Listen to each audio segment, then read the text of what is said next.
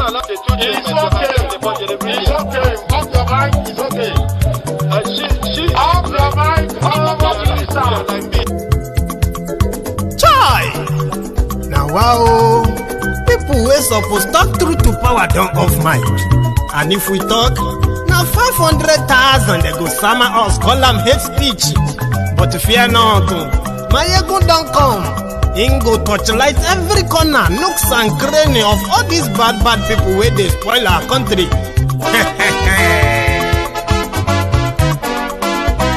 So my people make we laugh, oh yo yo. My ego don't come, oh yo yo. My people make we shout, oh yo yo. My ego don't come, oh yo yo. My ego don't come, man of the masses, oh yo yo. My ego don't come, oh yo yo. My ego diary politico, oh yo yo. My ego don't come, oh yo yo. This one not the off in mind, oh yo yo. My ego don't come, oh yo yo. And in the touchlight every corner, oh yo yo.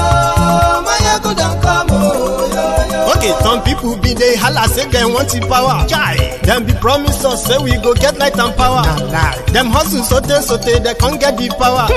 But now they know they do anything with the power. Every day, dollar just they get the higher power over naira. See them talk say make we off mind. But thank God say my ego don't come. So my people make you laugh, oh yo yo. My ego don't come, oh yo yo. My people make we shout, oh yo yo. My ego don't come, oh yo yo. My ego don't come, man of the masses, oh yo yo. My ego don't come, oh yo yo. My ego diary politico, oh yo yo. My ego don't come, oh yo yo. This one not the off in mind, oh yo yo. My ego don't come, oh yo yo. Person where they do evil, no one make person talk. Them say that my egun, that man too they talk. He too they talk. Say my egun diary, he they hot like pepper. But every day then they take money in bulk. Woman picking, they the street they hawk. Still them talk say make we no talk. But thank God say my egun don't come. So my people make you laugh, oh yo yo. My egun don't come, oh yo yo. My people make you shout, oh yo yo.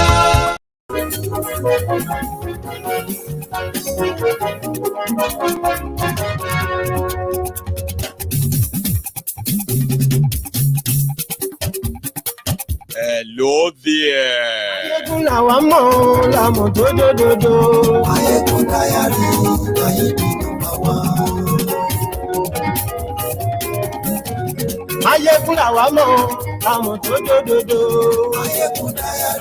Good morning to you, good afternoon to you, and good evening to you from wherever you are watching from.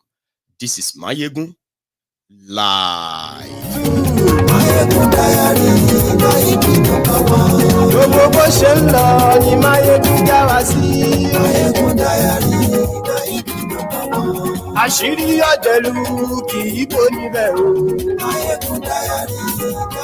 Thank you so much for joining me from wherever you are watching from. Remember, take your time, read the caption of the broadcast, the description of the broadcast, share it, then like it before you begin to engage with it. Godfatherism,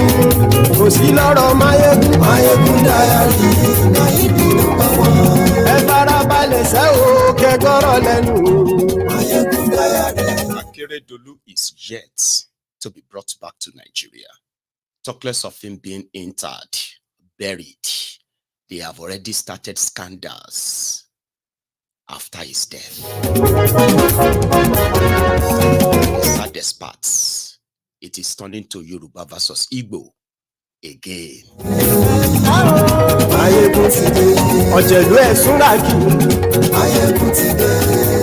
The ugly side of inter-ethnic, inter-religious, inter-tribal marriages in Nigeria, that if you really care about the future, you will watch these broadcasts tonight.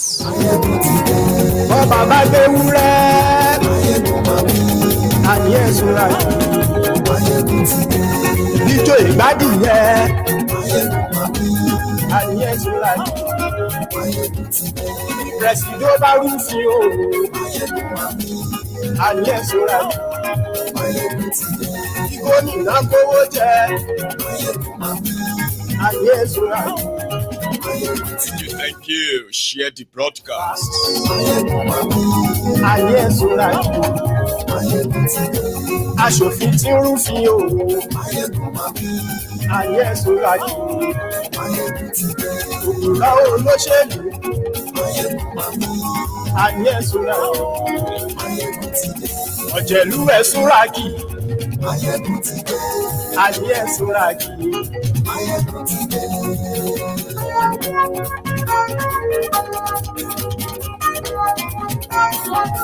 Mayegun ti dé. Mo ti dé. So good morning to you. Good afternoon to you.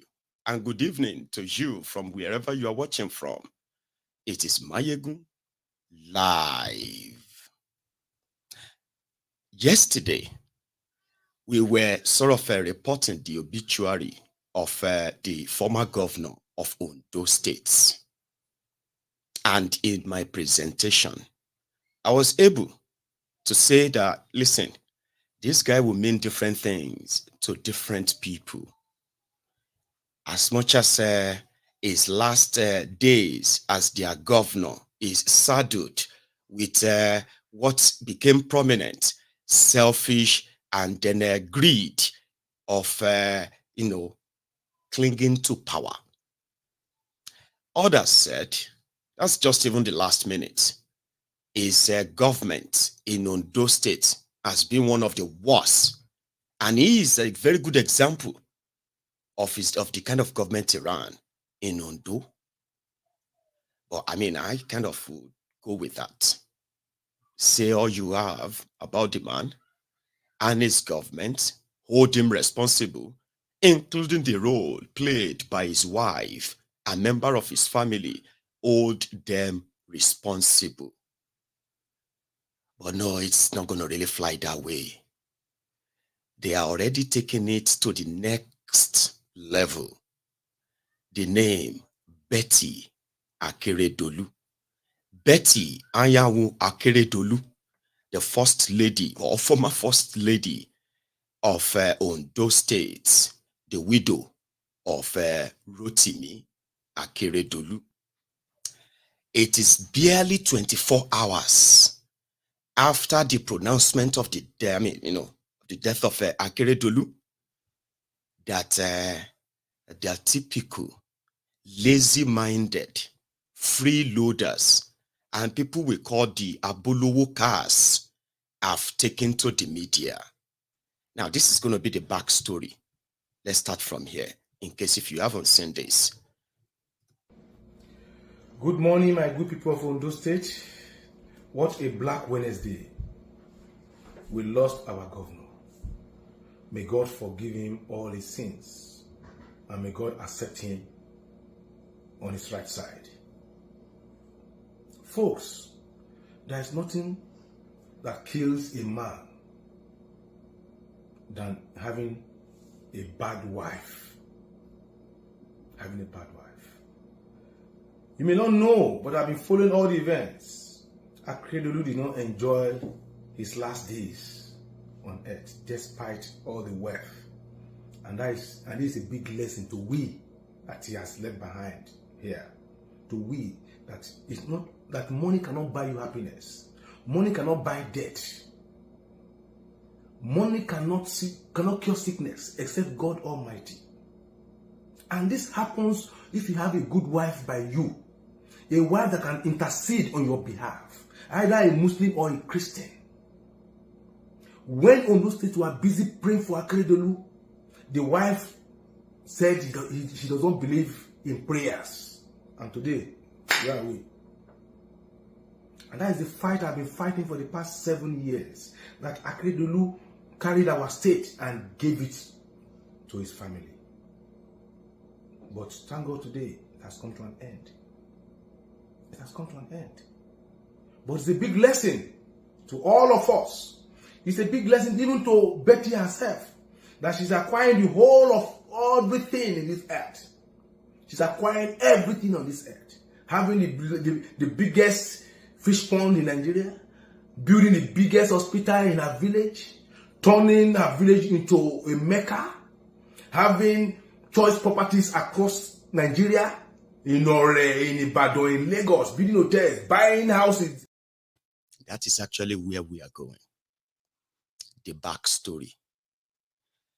In Nigeria, all over Nigeria, once you become a governor of a state, you would automatically turn the state boss to your family boss.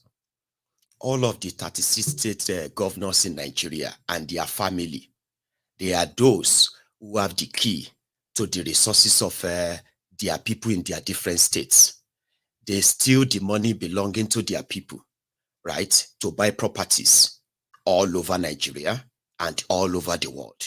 The looting of Nigeria is done by in part, and in this case, Akeredolu, the governor of Ondo State, happened to be what you can say probably a rich man in the midst of very, very, very poor people. Now let's roll it back a bit. You see, there is something in Nigeria that a lot of you watching me right now will probably agree that you've experienced either by yourselves or the people around you. You see, there is this mentality, especially the part I grew up in, which is the southern part of Nigeria.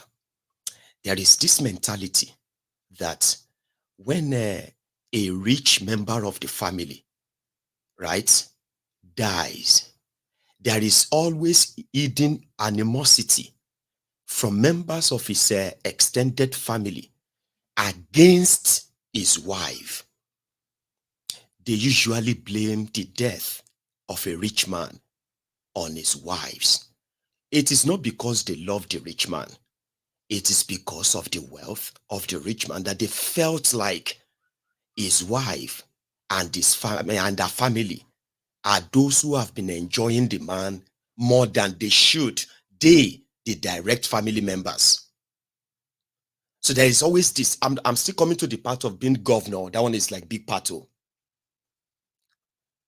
So most of the time, because the extended family members are interested in the properties of a dead, rich man, so they will accuse the wife of different things until they will chase her away.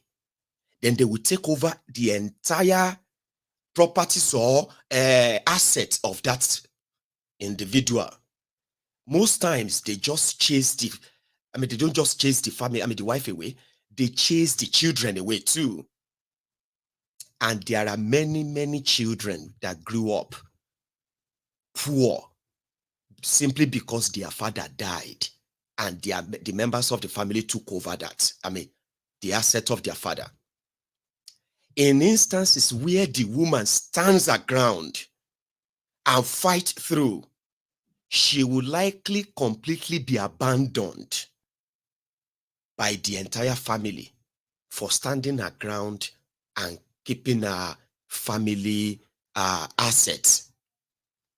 So these are, as we kind of started growing up and all that, a lot of people started paying more attention into writing their own wills or putting their own assets in the name of their wives, children, just to at least see what they can save in case of incasity.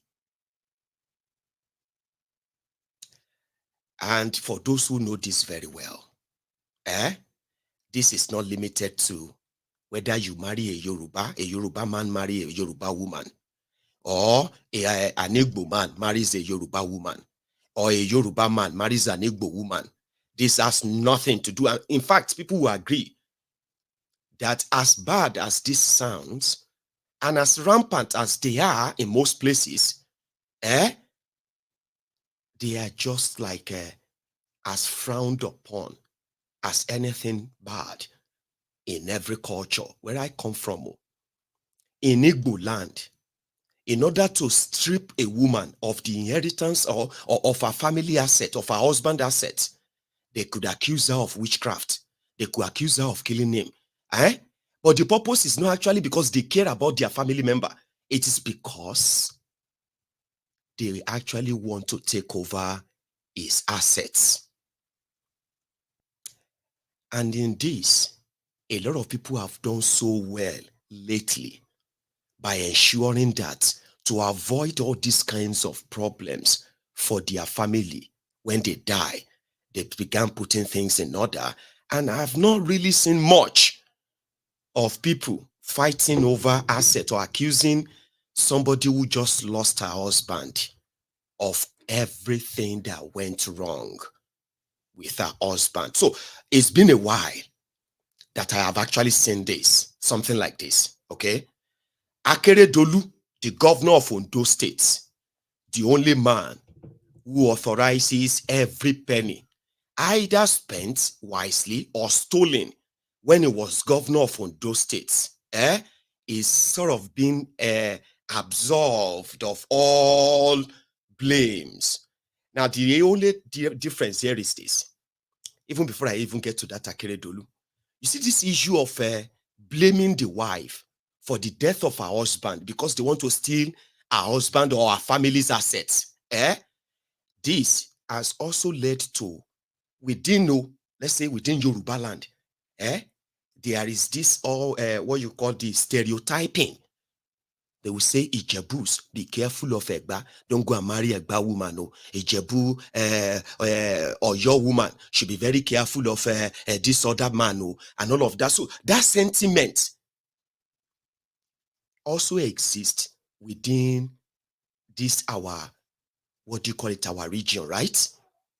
But like I said, a lot of people have learned a lot from what either they themselves suffered due to what happened to their parents, and they didn't want that to happen to their children.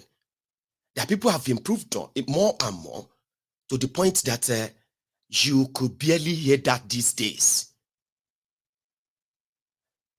But when it comes to that of Ondo States, Akeredolu and Betty, they have been married for over 30 years. In these 30 years of marriage, Akeredolu was governor for how many years? 7 years or 6, Which means Akeredolu, who has been kind of successful throughout his career, had a Betty, an Igbo woman, as his wife. Okay? 30 years, they built their family. The Lady Betty herself, in her contribution to her family, they built wealth. But nevertheless, Akeredolu, like every other rich man inside the flood of poverty lineage, is probably has been dealing with so many members of his immediate or extended or nuclear family who have somehow over the years, they've always probably suspecting Betty not letting them access their brother Akeredolu. But for 30 years, Akeredolu built a career that made him one of the sought-after constitutional lawyers in Nigeria. He became a senior advocate of nuisance, which is their senior rank in lawyer in Nigeria, in law. Then he also became the president of the Nigerian Bar Association, which is actually the pinnacle, the zenith of his career, right? He did all of this with an Igbo woman, who happened to be the mother of his children. They were raising their family. They were doing fine. Then they joined politics. Betty, like every other woman, took her place, the first lady. What is the difference between Betty and Remi Tifnumbu. She is the wife of Tifnumbu. Betty is the wife of Akeredolu. And they are both feeding fat on the public fund, living off it because it is what you let them do. And who signs all the check? Akeredolu, your governor. So they started milking on those states, like those before them and those that will come after them. Betty took her own chance too. As the husband is stealing, they are taking care of the first lady.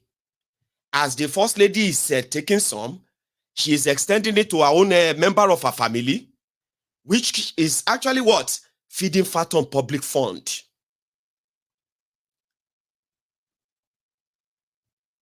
But that won't make any sense if they didn't say, oh, you know she is Igbo. She never let us get closer to our brother. When our brother became sick, we decided to pray for him. She said she doesn't believe in prayer. This is after 30 years. So. And these family members who now want to offer prayer for leukemia, who want to offer prayer, maybe they were asking her for millions and she's not giving them the money. Now, suddenly, they care about the money of Ondo State that she and her husband and her family have been feeding on. You see, I'm using her family, her husband, herself, her family, her house, because that's how it should be. Whatever crime, financial crime committed in Ondo State, when Akeredolu is your governor, is committed with the approval of Akeredolu, and you have to put them together. That's not what they are doing now. They said a woman that has been with her husband for over 30 years doesn't even know how to care for her anymore. For him anymore. According to them, this Igbo woman, Betty is Igbo now, okay? After 30 years. Now, you see this Igbo woman that has been with her husband for over 30 years suddenly doesn't know how to care for him anymore. And in fact, she actually wants to kill him. In fact, she killed him. We believe she killed him. How? We wanted to pray for him. She did not give us money. She kept him and hid him from us. Meanwhile, Akeredolu would still be alive if not because of this Igbo woman. Because they have a demography or the demographic of people they actually want to appeal to. It is now, because you know what, before now, in Ondo State, there's something they call the government of the father, of the mother, and the only son. That is the government of Akeredolu in Ondo State. Akeredolu, the chief, the man in charge, who assembled the team, the commissioners, the PAs, this, that, and he's been signing all the billions out there while the rest of Ondo State are languishing. You know that. These guys have now they are trying to push Akeredolu aside. And Betty is responsible for the looting of Ondo State, according to that lunatic you saw on your screen earlier. You know what I mean? Now, you have to be very careful of the wife, the type of woman you marry. He didn't stop there. He went on to say, Betty is an Igbo woman, and Igbos, they love money. And because of money, she did not care for her husband. She was more interested in looting. Meanwhile, the same woman has no chance of assigning any money. They know that. But they were appealing to their bigoted runukus. Because the politics of, the politics of tribal, ethnic, and religious division is the basic doctrine of the APC, Egbekegbe, that Akeredolu looted Ondo, underdeveloped Ondo, and destroyed Ondo State, is because Akeredolu has an Igbo wife. That is their narrative. According to them, Betty has the biggest fish pond in Nigeria. Somebody feels like, wow, that fish pond was supposed to be our family fish pond. We must collect that fish pond from her. It belonged to our brother. She has properties all over Nigeria. Not that Akeredolu has properties all over Nigeria and abroad. No, Betty has it. Akeredolu doesn't. I'll replay that for you. The full clip. Let's watch it. And I want you to please remember something. I am not here, okay, to defend Betty or make her look good to all of you. No. I am here to expose the hidden cryptic message that the people like this actually represent. And I want you to actually reflect that in your lives. In Nigeria today, there is chaos everywhere. There is clashes of clashes of identity everywhere right now. Okay, in northern Nigeria, you have the Hausas, you have the Kanuris, you have other ethnic nationalities from northern Nigeria. In the middle belt part of Nigeria, you have the Anaks, you have the TVs, you have the as you have all those tribes as well in this middle belt part of Nigeria. Today, the confusion in northern Nigeria is that you'll be hearing Hausa Fulani, Hausa Fulani, Hausa Fulani. There's nothing called Hausa Fulani, but they have actually created Hausa Fulani. Because when you see an Hausa, supposed Hausa, you will see that the mother is Fulani, or the father is Fulani, the mother is Hausa. So they created that impression that a confused identity that, in fact, should have been a plus. They call it diversity. When you mix like that, you create diversity. It simply means there will be no way in the world that you will come after one another and start killing yourselves when you have already intermarried. Sure, you understand now? But meanwhile, the politically divided Nigeria is not telling you the ugly side of that diversity they told you.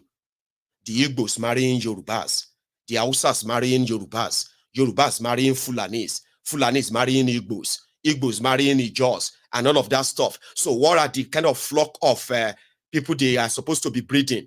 They were supposed to be breeding the real supposed Nigerians, the ones that have intertwined by blood, by everything. That should have been the plus of the diversity, Abi. No, it is not. The ugly part of it they are not telling you is that, in fact, as for over, let's say, for the past 30, 40 years, that people have sort of mingled and mixed and, in fact, intermarried for so long that they have grown generation of, supposed Nigerians who have connections to almost every part of Nigeria. Sure, you understand?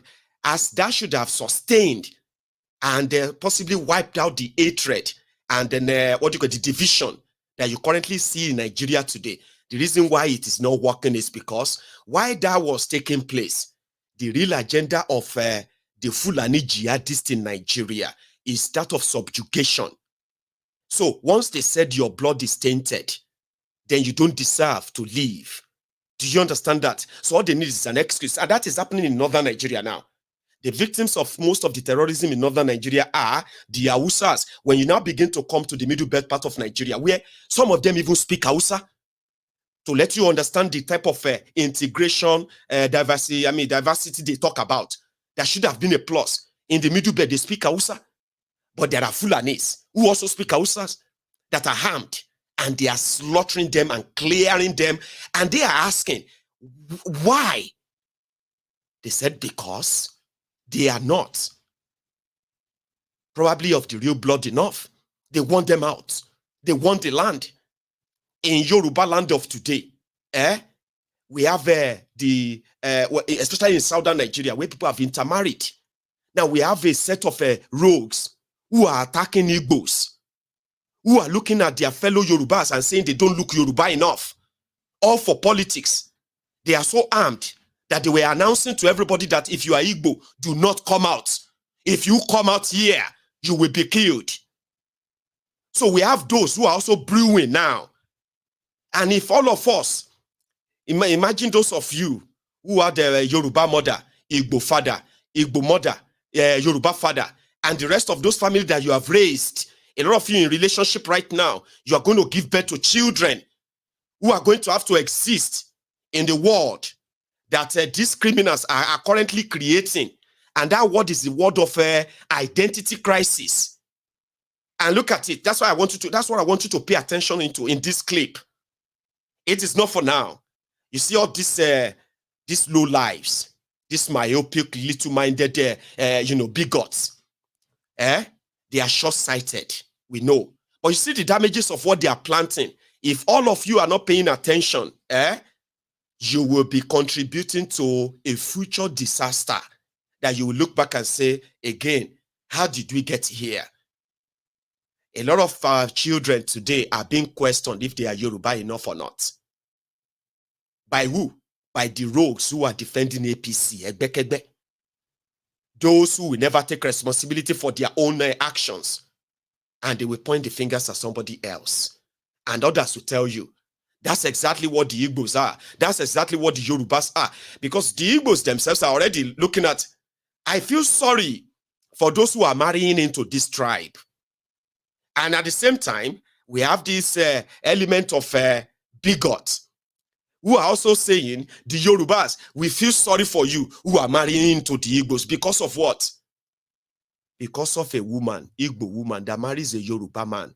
They found themselves in political office. They took the chance and looted their people, right? The Yoruba man is dead.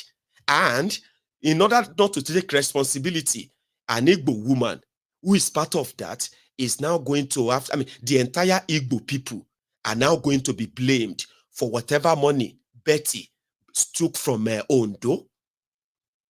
Do you get that now? Betty is now Igbo. All of the Igbos, they are Betty. But all the Yorubas, they are not Akeredolu. Do you see that? All of us, the Yorubas, we are not Akeredolu. But all of the Igbos, they are Betty. Can you trace the pattern? That is my message tonight. Let's listen again. Good morning, my good people of Ondo State. What a Black Wednesday. We lost our governor. May God forgive him all his sins. And may God accept him on his right side. Folks, there is nothing that kills a man than having a bad wife. Having a bad wife. You may not know, but I've been following all the events. Akeredolu did not enjoy his last days on earth, despite all the wealth. And this is a big lesson to we that he has left behind here. To we that it's not that money cannot buy you happiness. Money cannot buy death. Money cannot cure sickness except God Almighty. And this happens if you have a good wife by you. A wife that can intercede on your behalf. Either a Muslim or a Christian. When Ondo State were busy praying for Akeredolu, the wife said she does not believe in prayers. And today, where are we? And that is the fight I've been fighting for the past 7 years. That Akeredolu carried our state and gave it to his family. But thank God today, it has come to an end. It has come to an end. But it's a big lesson to all of us. It's a big lesson even to Betty herself. That she's acquiring the whole of everything in this earth. She's acquiring everything on this earth. Having the biggest fish pond in Nigeria. Building the biggest hospital in her village. Turning her village into a Mecca. Having choice properties across Nigeria. in Ore, in Ibadan, in Lagos, building hotels, buying houses. They bought all the streets in Ibadan. They bought almost all the houses in Owo. Where are we carrying all this to? Nowhere. Today, Akeredolu is gone. Money cannot save him. I told you, bad wife. When Akeredolu came back from Germany, Betty purposely brought him because of the economic looting in Ondo State. He brought Akeredolu just as a decoy for him to steal from Ondo State, and he stole heavily. And he abandoned Akeredolu in Ibadan. The 3 caregivers given to Akeredolu, do you know that they were not even paid their salaries? 2 of them left. That was the reason why they took Akeredolu to Lagos to go and stay with the brother. I can tell you that Akeredolu family are not happy with Betty at all. When Akeredolu was with the brother in Lagos, when things start getting worse, that was when they were planning to take him out of the country for the second time to Germany. I was aware until Asiwaju was able to give them an ambulance. When they beckoned at this same wife that Akeredolu brought to limelight through the office of the First Lady of Ondo State, she declined going. She didn't go. It was his daughter, Mrs. Rusewe, the daughter of Akeredolu, that followed them to Germany. She didn't go. She stayed behind. She came back to Ondo State. She's trying to still rake money. It's just all about money, money. She abandoned the husband. I'm sure Akeredolu, when she went on his way to Germany, he will regret it. That, oh my God, so this woman is not there with me. No matter how bad the Yoruba woman is, I'm not tribal here. I'm just telling you the reality. A Yoruba wife will not abandon the husband at that critical hour. How would it have been so good, so nice that we heard that Akeredolu died in Germany in the hands of Betty? But Betty was in Akure, was in Ibadan, Akure, gallivanting, supervising how to steal money, supervising how to build the hospital, supervising how to fish pond. When she heard that Aketi is gone, this is a big lesson. May our children not marry from the wrong tribe and from the wrong family. This is a big lesson to all of us. And I will say again, congratulations to those 2 people. Not congratulations that Aketi died though, because we all died. I'm not happy that he died. No. But congratulations that the bondage that Betty tied us and the song is broken. The shackle is broken. They don't care. The song was clubbing in Lagos, clubbing in Abuja. Doesn't care the father was this. The mother too was everywhere, holding meetings up and down, still responding on social media when your husband is in critical condition.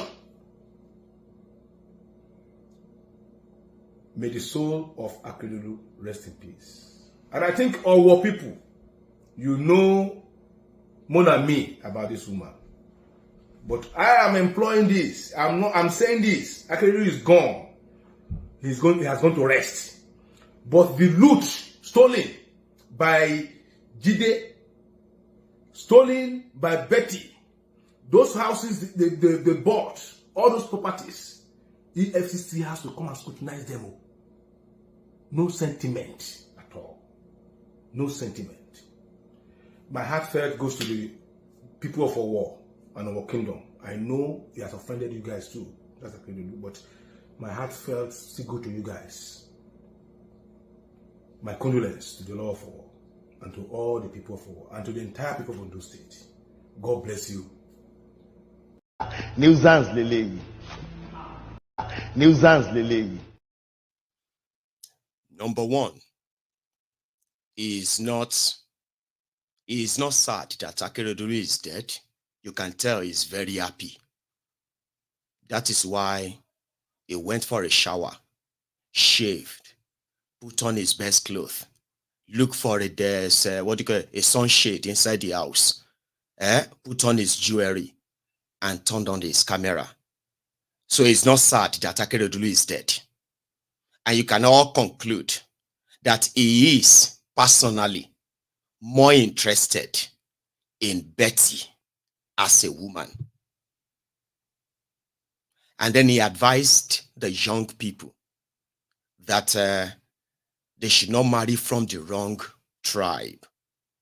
He said, Betty used Ondo State money to develop his state, Imo State, and then his village. She has the biggest fish pond in Nigeria. It's pretty much like just mostly personal. And I think it actually reeks of jealousy. Then he played his tribal card. I'm not trying to be tribal here. I'm not trying to be tribal. If Akeredolu had married a Yoruba woman would never abandon him. Haba.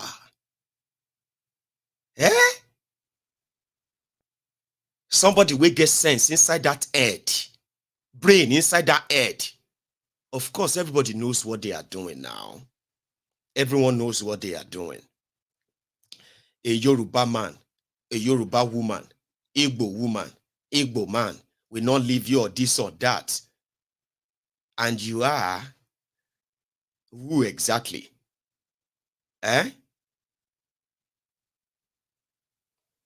Like I said, you can't hold the fort for Betty herself. Okay? Whatever they said that she's done, steal money and all of that stuff. Oh yeah, she probably did them. Or kill her own husband and then take the responsibility for Akeredolu's mismanagement of Ondo State and then turn that into Igbo Yoruba of a thing. And somebody made a video about that, and it's been the conversation. And that is why you are watching this tonight. Number one, just like I told you, you see this kind of a situation. Let's even kind of let's agree for a sec that because Betty did not go with Akeredolu back to Germany was because she wanted to go and steal money. Number one, practically, that doesn't make any sense. Do you understand? Because steal money, like they housed money in Ondo, that she just had to get some trucks and go and pack money. I don't understand that, right? But I mean, he said because she wanted to go and grab some money for herself. That's why she didn't go. Now that Akeredolu himself has not actually been brought back into Nigeria as it is, you know. So, which means that Betty should currently be mourning, right? And in no reasonable sense, okay, should anyone expect her to actually be everywhere in this instance? But let's even like say, in fact, there's no point in even like agreeing in whatsoever way. Okay. Akeredolu's body is yet to be brought back to Nigeria. Right? And the Igbo people had to answer the question for why Betty married a Yoruba man, and the Yoruba man fell ill and died of cancer, but she didn't save him.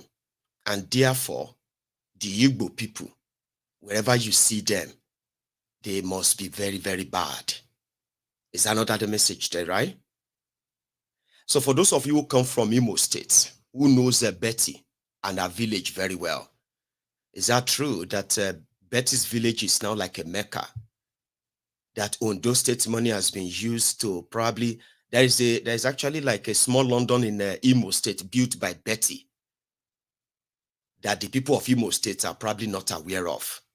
These guys don't really have to give any figure. Do you understand? They understand the demography that they are addressing. And who is Betty? Betty Akeredolu And why does it seem like they all have something against her or something to say about her? The last time I first, the first time I kind of heard her, she was fighting because she was rigged out of APC senatorial primary election in Imo State. She wanted to be senator in Imo State as the first lady. So she was rigged out and she was complaining. I think that was the first time I saw her. Are we holding this election or not? And I said, what we witnessed in the past 2 days were kangaroo elections, state assembly. And I thought, okay, the governor can do anything with the state assembly. But national, this is a very important legislative house. You don't joke with it. But lo and behold, yesterday, they asked somebody, all the aspirants, to step down for one, I don't know whether to say unpopular, because he just collected his form maybe 3 days ago. What is his name now? Who is this person? Please, I don't know. You can't do that to me. You cannot. Ma, please, I'm an advocate. What's your demand? We must. I got to vote. We must vote. If I lose, I will lose gallantly. I will support my brother Sungwa Chema and not on consensus. Consensus is not in my diary because I knew I worked hard to win this election. Let us follow the election. That's Betty, ladies and gentlemen. So just in case if you want to have the context of who is this first lady they are talking about, she lived all her life. She's probably born in Yoruba land too. Anyway, she lived all her life in Yoruba land and traveling with her husband, building a family, and she kind of, you know, like a typical Yoruba woman who is red, like, I'm not going to agree. Don't think because I'm the first lady of a place and you're going to come and cheat me in an election. Or not. That's Betty. She's a woman. She doesn't represent Igbos. She represents herself and the typical Nigerian elites, chancers, opportunists, pickpockets, scavengers, scroungers. And she does fight dirty too, especially when it comes to the women locking around her husband. Oh, she doesn't take that easy. In fact, she believes that her husband was poisoned by one of them. The statement made by that guy saying that they were trying to pray for Aketi and pray for Akeredolu when he was very sick. The wife won't let them. I think that also popped up when they said the woman was actually bringing concussion to Akeredolu to get well. And the woman, the wife, caught her. Oh dear, she had to leave this long social media rants. First lady of Ondo State sending a warning to her husband, the side chick. The second time I'm hearing her voice. This time it's pretty much audio. Listen. Good morning, everyone. This is Sarah Berry. I have a message for Ademusa, and I believe that she is on this Aketi women's platform. I don't have her number, and I don't think she's worthy of me having her number. I want this woman to stay away from my husband. Stop sneaking in concussion. According to her, they are from her pastors, her fake pastors, to give my husband to drink. We rely on medical care.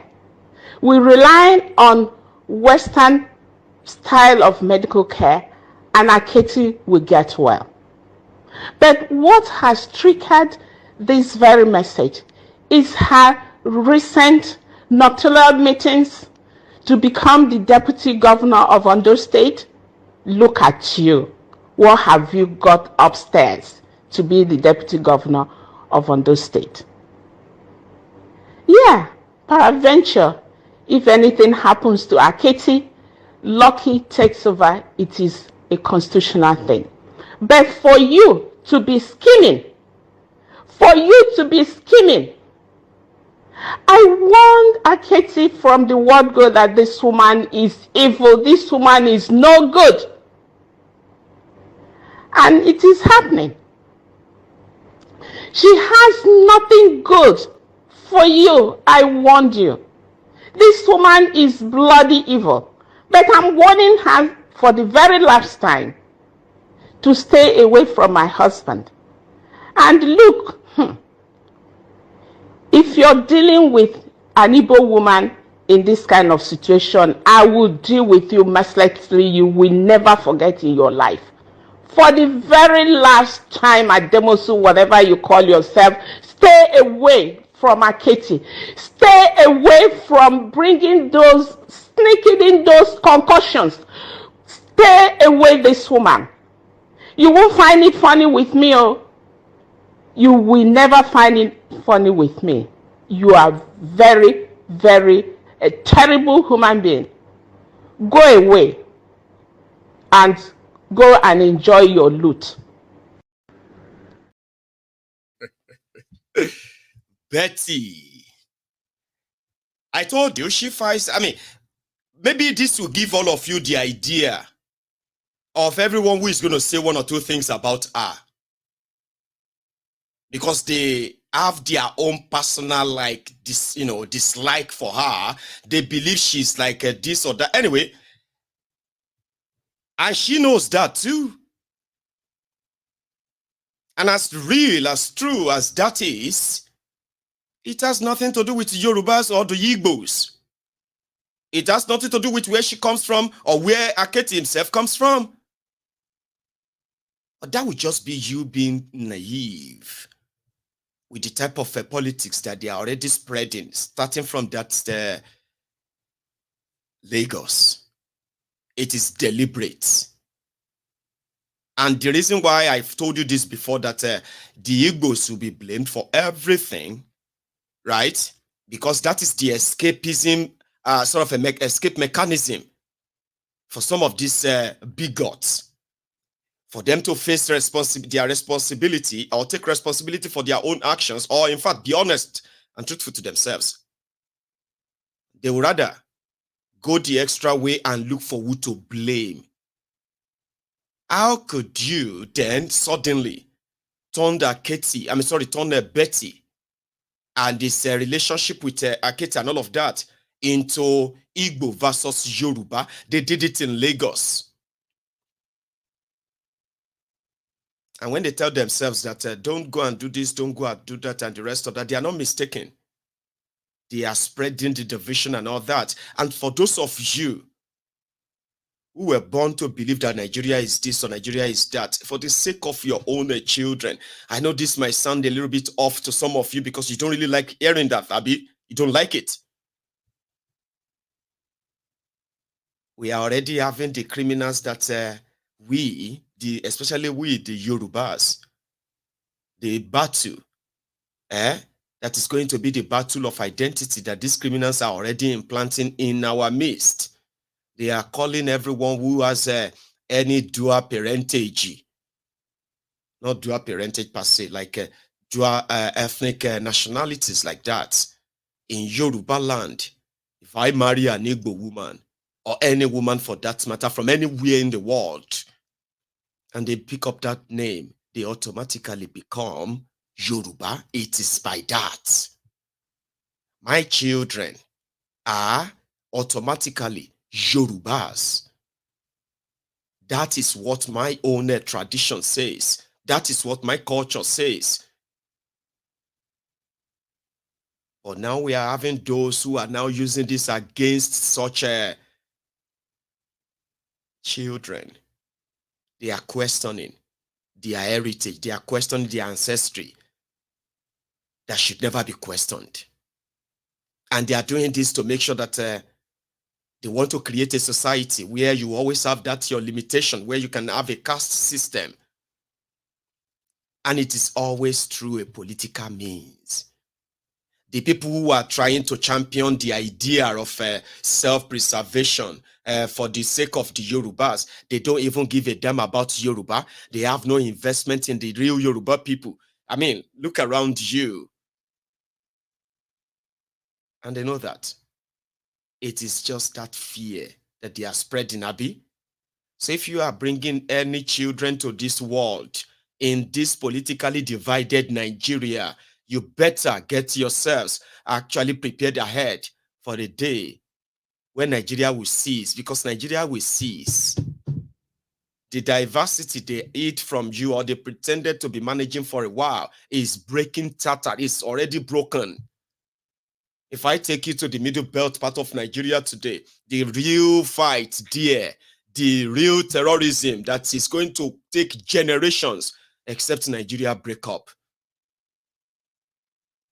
is coming back from the idea that we are integrating, you are this, you are that, but then some people believe that they have the supremacy, they have the purer blood. In fact, you might be the indigenous people of those land. You don't belong there because we have the superior race, or we are the superior race. We can wipe you out of there. Living in any part of Nigeria, to them, it is pretty much like a privilege. It is no longer your right.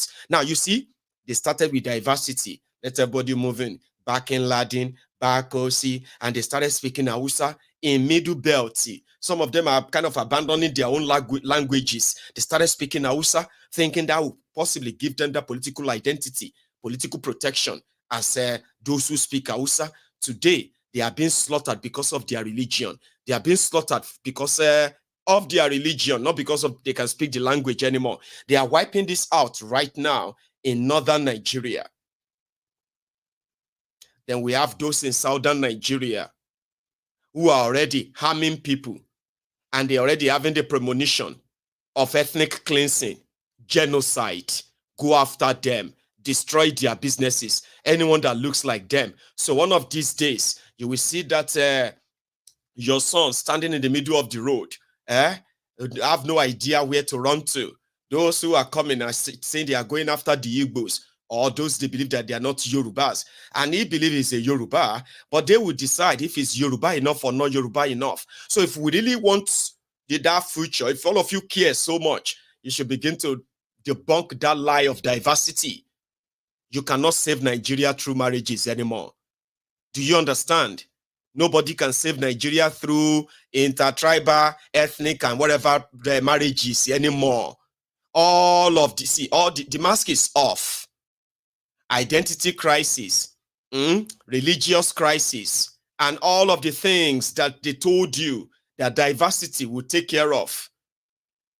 The diversity this, the diversity that will take care of it. You are seeing all the signs today. They are all lies. They are not sustainable anymore. You see what I mean? And I agree that let the Igbos marry the Igbos and let the Yorubas marry the Yorubas. It's not because you are a bigot. It is simply because you are saving the generations that are not going to come and exist in a disjointed, politically divided country like Nigeria. You don't want to raise your own generation or generation of children in this same contraption, Abi, that they will be battling with their identity. And they could get killed anytime simply because somebody says their identity is sort of a threat to them. Gbadebo, the first generation of Lagosians, they questioned him because his mother is Igbo. Heaven nearly fell. They killed people.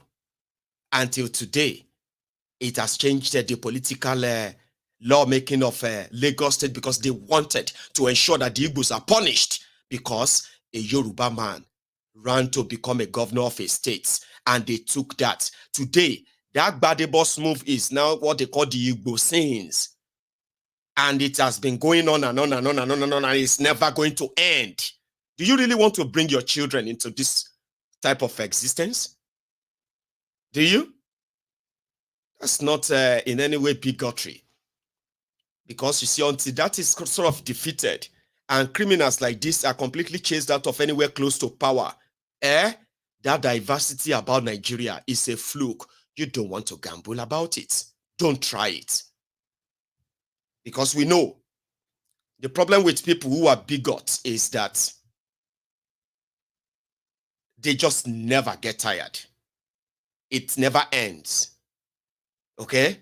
When the Igbos are gone, when the other tribes or ethnic nationalities are gone, these guys are going to take upon themselves their supposed fellow Yorubas, because they will tell them, these ones are not Yoruba enough, that one is not Yoruba enough, because they are bigots raised that way. Until that political advancement ideology is completely destroyed, and there is actually an effort to destroy it, starting with the ideas of people blaming the Igbos, or tagging the Igbos this or that, or tagging the Yorubas because of the action of one person. A Yoruba woman will not leave her husband whenever he is in trouble. Who said that? There is a popular musician in Yoruba land today. He is APC member. He is one of their popular musicians. He is from Ijebu. The wife that is in his house today used to be the wife to somebody I know very well. And she's not just a wife. She is the mother of 2 of his children. I am talking about somebody who was really, really so rich that this woman was considered as the one in charge of his life. True story. That musician is in Ijebu today. He is a popular musician in APC. His wife, the wife that is carrying out, currently living with him right now. A wife to somebody I know or used to know. What happened? The guy happened to be somebody who was later, he was arrested. Arrested, why? Because he was into bunkering. You know, bunkering, stealing crude oil or stealing oil, or, in vessels and all of that. When they arrested him, and they seized his vessel, this woman helped help those who are going to buy whatever property she could get from him. Every other thing that she knew about him, she sold everything, relocated to London. This Egbon languished in their detention in Nigeria for more than 3 years. By the time they were done with him, it became nothing. If you see him today, you will give him money. That Egbon is still also in Ijebu today. This woman resurfaced again, and she's now the prominent wife of this popular musician in Ijebu today. APC musician. I didn't see any name. Some of you actually know her very well. I know her one-on-one.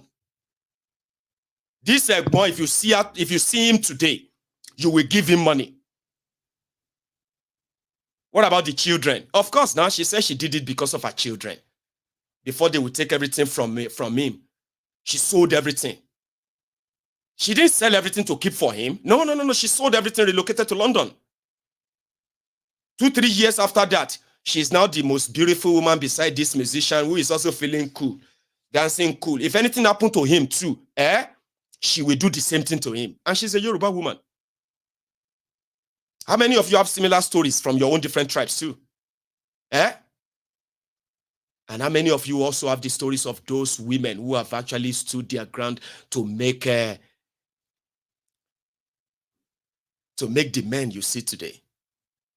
When the greed of their family members or those associated with them is not like that of the greed of these bigots who wanted to turn the death of one of the crooked criminals of Nigeria, they want to turn it into a tribal war. And you, Dumbo, you are saying it's true. It's true.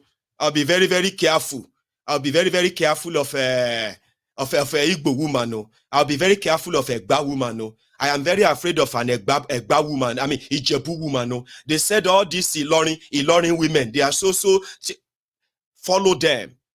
And you are not paying attention to the political party where they are manipulating you, manipulating your brain. They don't give a damn who you marry. Nobody gives a damn about who you marry. Make your choice, wherever they come from. That's yours. How is that Igbo versus Yoruba? How? And some of you are supposed to be smart enough, but you have no idea when you are being manipulated by low lives who actually don't really value anything. So I have offered my own advice. You don't have to take my advice, okay? But listen, if you actually see where the future of Nigeria is going in all of this, you will never believe in those intertribal whatever anymore, okay? Build your race and build those that will defend and stand by it, not those that will be trapped in a contraption that, you know what I mean? Maybe when everybody now goes their separate ways and we have our different countries, then you can go and do the same we do now. You go to Europe, you marry a white woman and take her back home. Or you go to Europe, you marry a white man and you take him back home too. Doesn't really change anything other than starting a family and extending it beyond the borders, Abi. Do so when you know that those children will be able to exist peacefully in a world that you have helped create. You see this one? If you wallow in it and you ignore some of these things, right? I hope you will not live to regret it, because where this is going, at the end of the day, everybody is going to agree. Now, in the middle belt part of Nigeria today, where these killings are taking place, they are saying those who they met on their own, indigenous people, peace-loving people, people who they met there, they are now questioning their belief. They are saying they can't live with them. They cannot coexist with them in the same space of area. They need to move further. People that you met.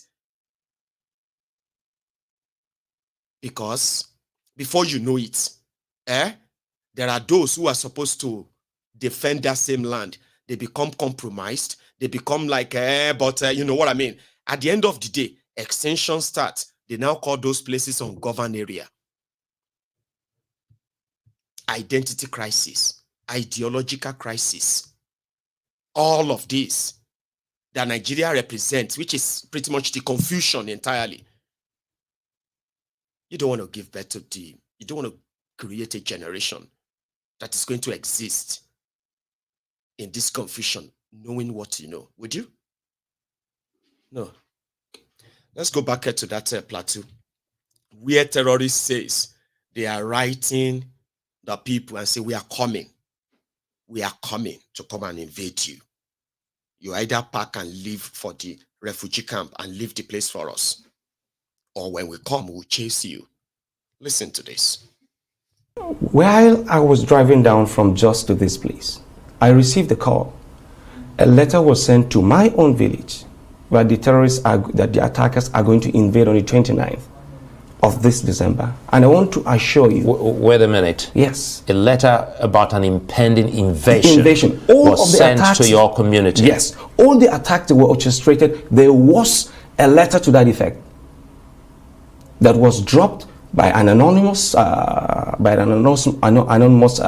person intimating the residents of Mangu local government, to be precise, that you'll be attacked. And when that does happen, for instance, in this case, does anyone report to the police or the authorities? They received about 37 distress calls. That is Operation Safe Haven or the Joint Task Force. About 37 distress calls, yet nothing was done. But in those communities, we also understand that there are some Fulanis who also live in those communities. They were also caught in that attack. Well, I want to assure you that that is a narrative that cannot be substantiated, because all the casualties that we're talking about are in communities inhabited by Christians. And the security forces know the attackers. They even know their hideout. For the past 2 decades, they know where they orchestrate all of these attacks, because that autonomous community called Mahanga, which is at the foot of the Bokos Hills, bordering Wamba in Nasarawa State to the south, is this autonomous community from where these attacks are orchestrated. Just the same way we have in the Mandara Hills, in Borno State. For instance, the military relocated an entire community of over 11,000 people, leaving the entire Damboa road free for the terrorists to operate freely. They even collect tolls on the roads. As if we were in a Banana Republic. Section 14B of the 1999 Constitution, as amended, stipulates that the welfare and security of the people shall be the primary purpose of government, without which government loses its legitimacy. You know, but before we let you go, because we're trying to get a sense of what exactly we're dealing with, and if we say there are warnings, and again there's another warning about a coming attack. You say, let's get this straight. You're saying that these warnings are also communicated to the authorities, and yes, still nothing is done to protect the people. Yes, and these attacks could last for as long as 12 to 24 hours, and there is no security presence whatsoever. All the attacks were and in this coming attack, or that a letter has been communicated to the community. You don't mind naming the community, perhaps? Pushit community in Mango local government area. Pushit, P-U-S-H-I-T. Pushit community in Mango local government area of Plateau State. A letter was sent today that they are going to attack on the 29th, and I want to assure you that anything changed apart from this communication since the president ordered a pursuit and possible apprehension of those who carried out this attack? Has anything happened? No, the attacks are still going on, and there is no any response from the security authorities. And I want you to know something. General T.Y. Danjuma alleged that the military colludes with these insurgents or terrorists to unleash terror on unsuspecting or innocent citizens.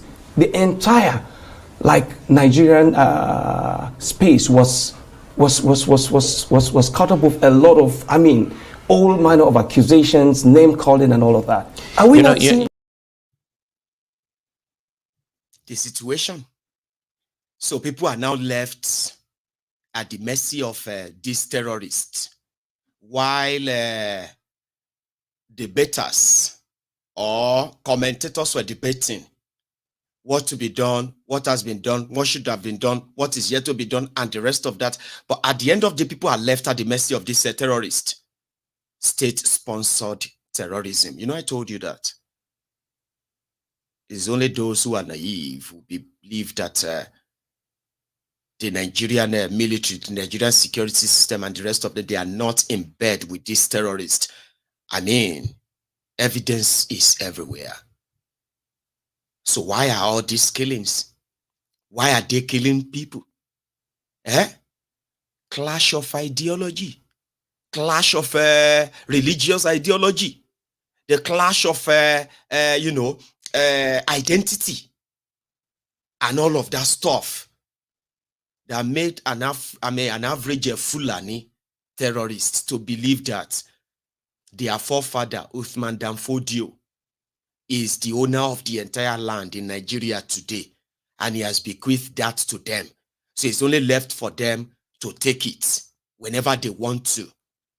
So if you're an average Fulani believes that, just like a Sekou Keller, our brother said the other day, that when you want to have a revolution in Nigeria, you have to have a true revolution in northern Nigeria, because they were enslaved twice. So do you understand that? So there are those of them who believe that it is okay to kill you in the name of religion. Like, it's okay. There's nothing wrong in it. You must have, it's all right. We were talking about blasphemy the other day. Have you heard about apostates? Me, that was raised as Abdul Rashid. They sent me to Ilekeu.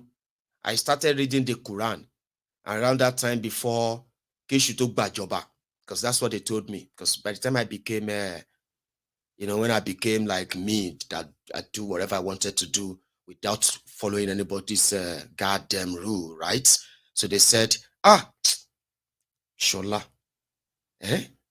when you used to be a very good boy, okay? You used to be a very good boy, listening boy, and all of that stuff. You go to the mosque, you read your this and that stuff, right? Then afterward, Satan took over. And the moment the Satan took over your life, you have never remained the same again. I said, Eshutik Bajoba, that is all right. That's what they said. In my life, when I was practicing Muslim or Islam, I didn't know anything about blasphemy. That if you say something that somebody doesn't like about Muhammad, they will kill me. I didn't know anything about that. I didn't know anything about apostates. Do you all know what is called apostates? let's say you decided to join Islam now. From what do you call it? From Betty. And you become Aliyah. So which means you are now a Muslim. Okay?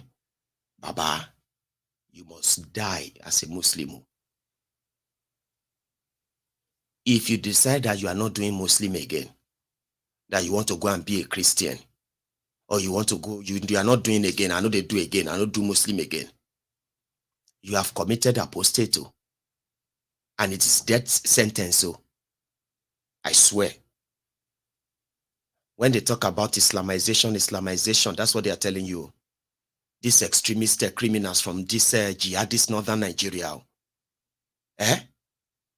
If you say you converted to Islam today, and they are calling you Hajara, hey Ali baby. Or they are calling you brother Rishi, brother Kozim, brother Kodri, brother this or that. Or but you can't say you don't change your mind. Say, I know they do again, I don't do Muslim again. I want to go back and become a Christian again. But that is called apostate. It is called apostate. You cannot say you are no longer doing Muslim. They will kill you. If they kill you, it's okay. I didn't know that. That is what is called Sharia. That is what they are killing people for in northern Nigeria. They kill you. Say because you said something that they believe that is insulting to Muhammad. Or you just, you insulted the Quran. Or you throw the Quran on the floor. How could you throw a Quran on the floor? Ya kill him. Straight. Quick, they don't kill you. No explanation, no nothing. Just like that, dead. Yes. Somebody can accuse you of saying something you didn't say. They don't kill you. Blasphemy. Yeah? They do Thanksgiving for church. You go there. You say, praise God. Yeah? I used to be a Muslim, and now I have met Jesus Christ, and God has touched my life. If you try that in Borono, announce your obituary, no joke, yo. Don't stop like, you are announcing your own obituary. You better run away. You better really run far away. And this is not a joke. It's happening in Nigeria right now. Apostasy, something like that. So those are deals that the people in the middle belt part of Nigeria are fighting. Watch this. On the plateau is a sad one. It's a gloomy one because of the insurrection that has happened to us, because of the attacks on our lives and our properties. We just got back from Boko's Bariki-Ladi Plateau Specialist Hospital and the Jos University Teaching Hospital, where our people are receiving treatment. The leader of the delegation that went with us is the Secretary to the Government of the State, Aketi Jatau, the Chief of Staff to the Governor, the Commissioner of Health, the Commissioner of Secondary, and of course, the Commissioner of Works and other government dignitaries. What we saw is an eyesore. Communities that are known to be peaceful, that are very productive and agrarian in nature, were attacked by assailants and lives were taken. Shockingly, you will see 3-month-old babies, 4-month-old babies, 8-month-old babies, women, old women being hacked by these assailants. It's quite pathetic. As a government, we went there with NEMA and State Emergency Management Agency, and what we saw was shocking.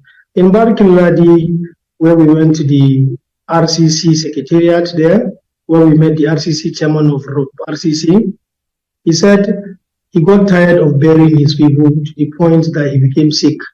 We saw him on drip, and it's very pathetic. As a government, we are sad with this situation, and we hope and pray that very soon it's going to come to an end. The people were asking a lot of questions. They were painful that people will wake up on the eve of Christmas, and people are being killed on Christmas Day. It didn't stop there. People in military uniform in a well-restricted. Musa Ashams, just let. They won't let him talk, so I'll come back to that. Somebody on YouTube, the name showed us NK. Wow, now Ogungo kill you. You hear me? Abolori brukula wato nieni. I am talking about something that is factual, that exists out there.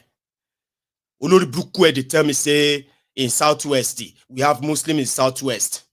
Nothing like this happens in Sabo of Ogufe Paini.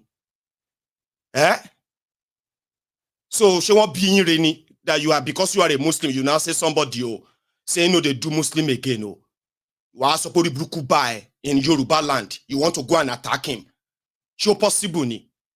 I am talking about the type of jihadist Islam that these Olori Brukus are killing people for in northern Nigeria today. You are reading everywhere where they sentence people to death for blasphemy. People are running into hiding because they converted to another religion, or else they will be killed. Olori Bruku, they come here, they talk, say, I am blackmailing Muslims. Abogunfe power at our Muslim etimon blackmail ni. All these Olori Brukus. Now those weaklings, these are the type of the weaklings we are talking about. Now these ones will tell you that when you are talking about these extremists, these terrorists that are killing people because of Islam, when you are talking about them, these are Shiites who jump there. Quickly, they will begin to defend Islam because we know ourselves now. We all know ourselves in the South now. So if they are doing their jihadist nonsense in the North, some of you are closer to terrorists anyway, but they don't burn your papa well. May you try your nonsense anywhere in Yoruba land, for example, in the name of your Islam or in the name of whatever they are teaching you. Look at the nonsense that is going on in Ilorin. Is that not happening very close to you? Ilorin, Yoruba land. Una con they argue. Ilorin is a sultanate. Ilorin is Olori Bruku ni. We know ourselves now. Is that not why we are all like up and saying, may them keep all their Sharia nonsense in the North, break up the entire place, may them did their day, so that one Olori Bruku will not come around and say they should not practice Isheshe in Ilorin because of Allah, because of your Muhammad. Shall we not know what they happen? Of me pay mon blackmail, nothing like that happen here. Of course, now why would they happen in the South? That all shake for it. Una go come group on herself, Come they talk say okay, somebody insulted Muhammad yo. Walori bruku kon wa ba OTS walo kwa tablik egbe. Pack all this your tablik and all this nuisance like yourself. Come they look for anybody where insulted Allah. Show possible ni. That oh yawiri. But majority of you are codedly, secretly defending all these murderers in the name of defending Islam, defending Allah. When we talk, you go, don't say that about Islam.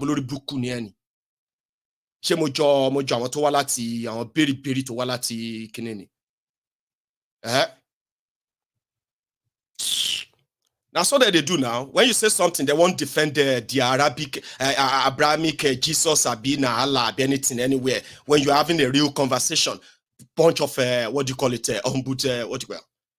I think it's actually like religious slaves. We are seeing all these criminals do what they do up north. A lot of us are wondering, I'm waiting they happen, God save. At which level now? You are killing people because of their religion, and you are feeling cool about it, and then you are like, you are doing shofoni. Is that not why we are all like, everybody carry anything where everybody feel carry you? If you carry your Allah anyhow with your gun, share you get until you kill the last person, which is not going to happen except for some of you weaklings, bunch of weaklings. That they have used religion to weaken you, weaken your mentality. On defend Allah. The defender of Allah. Our weary. Somebody said that if you have to like defend your God, that means you don't even have any God. You are just as stupid as whatever you think you believe in. If defend Allah, if defend the God, if defend the Gbatawo. Are you not mad? You're mad, eh? So this was said, okay, well, they have this idea of this is the police. Good day, ladies and gentlemen. My name is Anyawu-Akeredolu, Assistant Commissioner of Police and the First Public Relations Officer. We want to address Nigerians on the Plateau killings. As the Inspector General of Police condemns acts, orders thorough investigation and deployment of manpower and resources. In the wake of the appalling attacks on numerous villages in Plateau State, resulting in the tragic loss of lives in Bokos and Bakinladi local government areas, the Inspector General of Police of the Federal Republic of Nigeria, IGP Kayode Adeolu Egbetokun, PhD, NPM, vehemently condemns these heinous acts as not only barbaric but also reprehensible and inhumane. In response to this grave situation, the Inspector General of Police has taken decisive action by ordering the immediate deployment of additional manpower and resources to Plateau State. This strategic move aims to assist the local police authority and other security apparatus in effectively managing the crisis and ensuring the safety of the residents in the affected local government areas and the entire state. Furthermore, recognizing the need for a thorough investigation, the IGP has directed the Deputy Inspector General of Police in charge of the Force Criminal Investigation Department, Force CID, and his counterparts in the Department of Force Intelligence to constitute a high-powered investigative team. This team is tasked with bringing those responsible to justice. The police and other security agencies are deploying both kinetic and non-kinetic approaches to tackle the lingering crisis which look recurrent in the state. The IGP further admonishes warring groups, residents, and the entire state to embrace peace, shun violence, and unwarranted killings of innocent souls.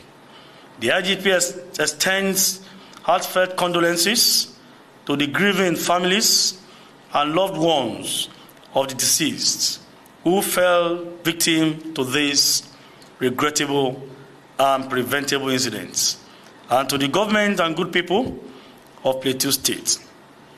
He assures the public, we will work with you to build a Nigeria that is not corrupt.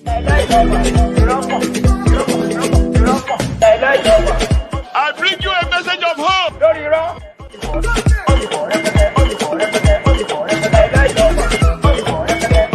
We are going to spend a lot of resources on education.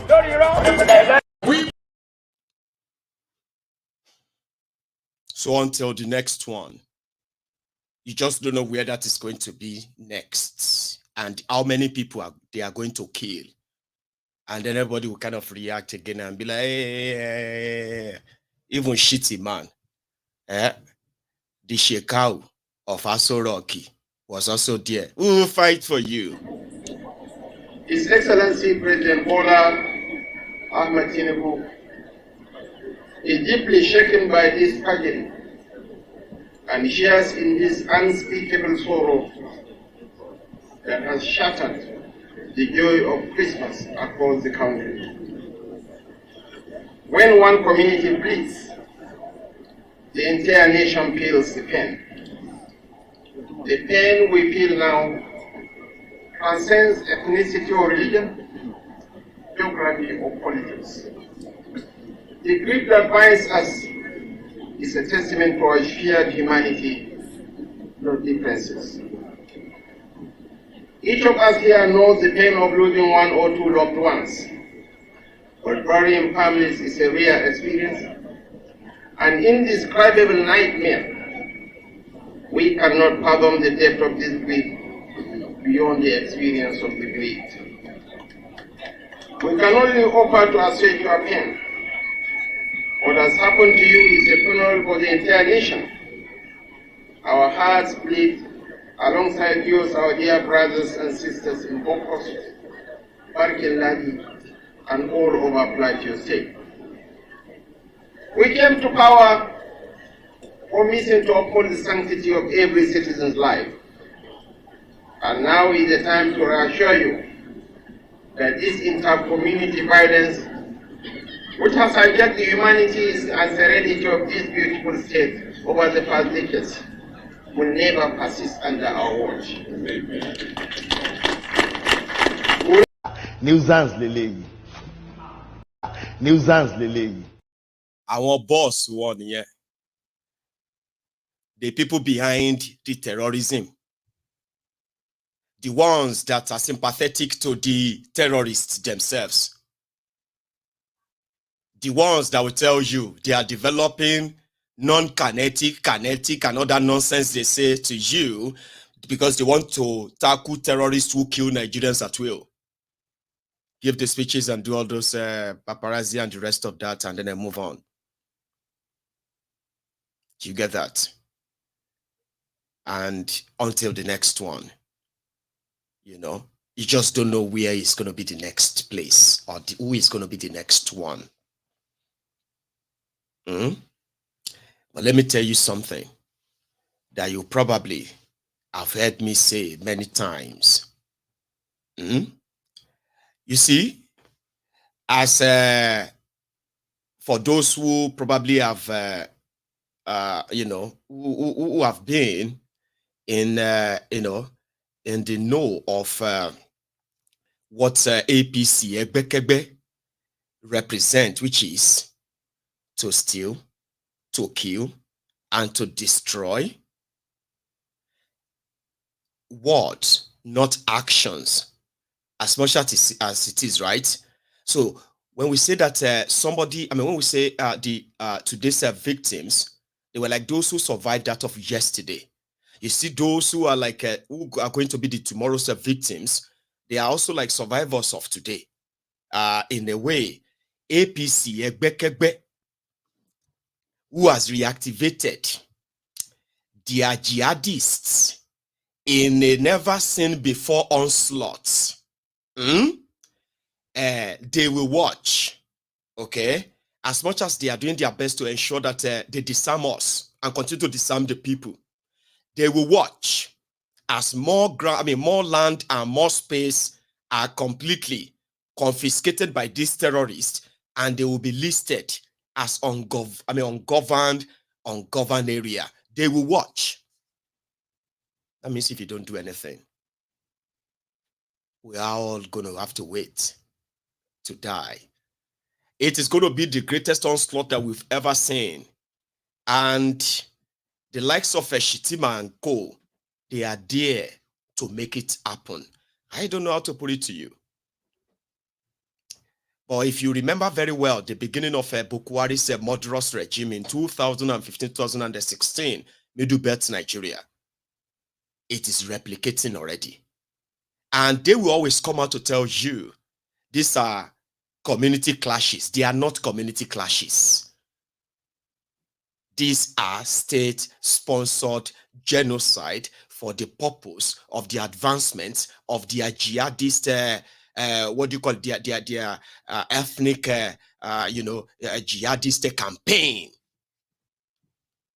And the people of the Middle Belts are going to have it really, really rough if they have an idea of what is coming. So the bottom line is, everyone is now sort of directly and indirectly agreeing that we need to break up this country now. Before you take everything too personal, as you are conditioned to be scared for making such decisions, okay? I understand. Somebody said, I have been accused of spreading hatred. Guess those who have accused me of spreading hatred? The APC, Egbekegbe, accusing me of that. And what do they call hatred? That is when you are to hold them responsible for their own actions and never take any bullshit from them and their lies and the rest of that. To that, it's like inciting to people, they'll say. So the truth makes it look like, oh, you are making the people to hate us because we just don't want to take responsibility. And I do ask myself that, is there actually anything that people should actually like about you other than to hate you for what you have done to millions of people that you would never take responsibility for? Should there be any love towards these rogues and criminals? No. So a lot of people are now, in this case, like if the Yorubas and Igbos are not going to, by any means, stay in the same country, then let the Igbos have their country. If those of you have the Igbophobia in you, that phobia has grown so bad that you don't see yourself existing with them, then you must support the breakup of Nigeria. Okay? Because the reason why the Igbos are still part of Nigeria today is because Nigeria won't let them go. I know that kind of annoys you, and you'll be asking, which, I mean, is it the Yorubas that will not let them go, or is it the Hausas that will not let them go? You can continue to feign ignorance and continue to act as stupid. Okay? The bottom line is that if the owners of Nigeria are ready, if you are tired, you would have to encourage the breakup of Nigeria ASAP. And when that happens, the people of Middle Belt says they can no longer coexist in the same country with the Fulani terrorists who pride that they have conquered the Hausas, okay, and they will conquer every other ethnic nationality, especially the people of the Middle Belt too. It is just a matter of time. So they said they would rather fight and die until none of them exist again, and they will ensure there will be none Fulani existing again as well. So if they want, if the Igbos leave, the Middle Beltans also want to leave. So you, the Ronokus, we might have to ship you and take you straight to your jihadist brothers and sisters in Borono, and build a fence when Yoruba nation will also stand. Because in a Yoruba nation, you know what they say? Bati beru la bomo. Listen.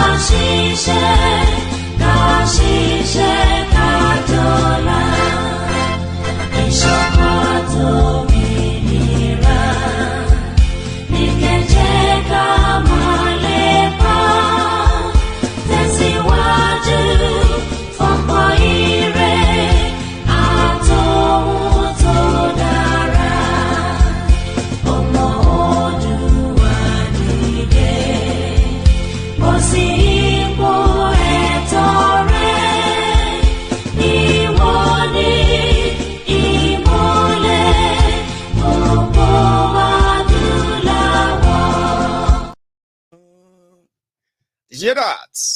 Sorry if you don't understand Yoruba. Every word in that anthem speaks glowingly of the Yoruba's energy, Yoruba's prosperity, Yoruba's courage, Yoruba's hospitality, Yoruba's forward thinking, Yoruba's progressiveness, Yoruba's, dream. We are not bigots. We are hardworking, foresighted, futuristic people. We knew what future means when our our progenitors invested all they had in an education that they believe is more and more powerful than whatever wealth or money could probably get you. They invested in us to think ahead, the future, not now, our pocket or stomach, like all the current criminals, drug pushing, criminals parading themselves as Yoruba representatives of leaders here and there, criminals. So when Nigeria finally break up, all you bigots, lazy-minded bums, those of you who are jealous of successful people because you probably wishes what others have are yours without working for them. Those of you who wanted to be so wealthy without any enterprise, you have nothing. You are like that entitled, waste of a space. Yorubas are not like that. It's just so unfortunate that you continue to give us that bad PR. Yes, when Nigeria breaks up, the Biafrans go, the Middle Beltans leave, the Arewas go back to their and hold on to their Nigeristan. Ladies and gentlemen, when Yoruba nation stands, bigots, racist, xenophobic, lazy bums like so many of you, following the drug dealer, the drug pusher, Tifnumbu, you Agberos, lazy pickpockets like yours, right? Who actually added nothing. You have added nothing to the value of the Yoruba land on the Yoruba people, the Yoruba race, nothing. You will be shipped down into their deserts over there. They should find a space for you. If I am alive and then, if I have a chance of being in that kind of nation, then I will join those that will make those laws. As so many of you don't belong to where human being lives. And when APC dies, you should never exist after that. And as for us, the rest of the Yorubas, who knows that these people are going to pose the main danger to the rest of the race is that these are people who are very much inferior. They have inferiority complex. Do you understand? Yeah. They have inferiority complex. They believe everything that is wrong with them, either their failure in their marriages, in their businesses, in their lives, and the rest of that, it should be blamed on others. We know what they look like. And if blaming the Igbos, or you who are Igbos, pathetic Igbos, who always love to also blame the Yorubas, using the same brush to paint all the Yorubas, right?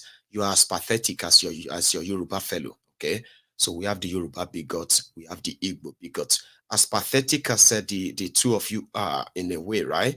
So you do not represent the real people, okay, of this race. And when time comes, right, you kind of poses the existential danger than those you want to point at as the real enemy. So yeah, you're going to get shipped down to the desert, and you can have a place there where you truly belong. Okay, in a society where love, justice, really reigns. Bigots who have no one to blame for their miserable existence, they will just have to disappear or continue to live and exist in your misery. But a society will not sort of be built around you, because no society, there's no contribute, or there's no successful contribute around bigots, short-sighted, racist, xenophobic, lazy bums that some of you actually are. You had nothing, and we would never let you put the people's, put the generation coming and put their lives in jeopardy due to your. Here you get. Don't worry. The point I'm trying to make here is that Nigeria is going to break up. The division is real. The moment everybody can no longer tolerate anybody, everybody, we would have to agree to go our separate ways. And when the division begins to happen, okay, just know, right? That you can always have an idea of what your own place is going to be in such countries, right? Look at me. So anyway, thank you very much for this. I was going to take calls, but I think I am going to actually take calls because I have a lot of you who want to probably chip in one or two things as well tonight before we go. So what I'm going to do is that I'm going to go make myself another cup of tea, and you can still like that video, like the broadcast, in case if you have to leave as well, that's fine, okay? But like it, and then for those who really want to still stay back and make and contribute tonight, the number is on your screen. Please use it. I will be back.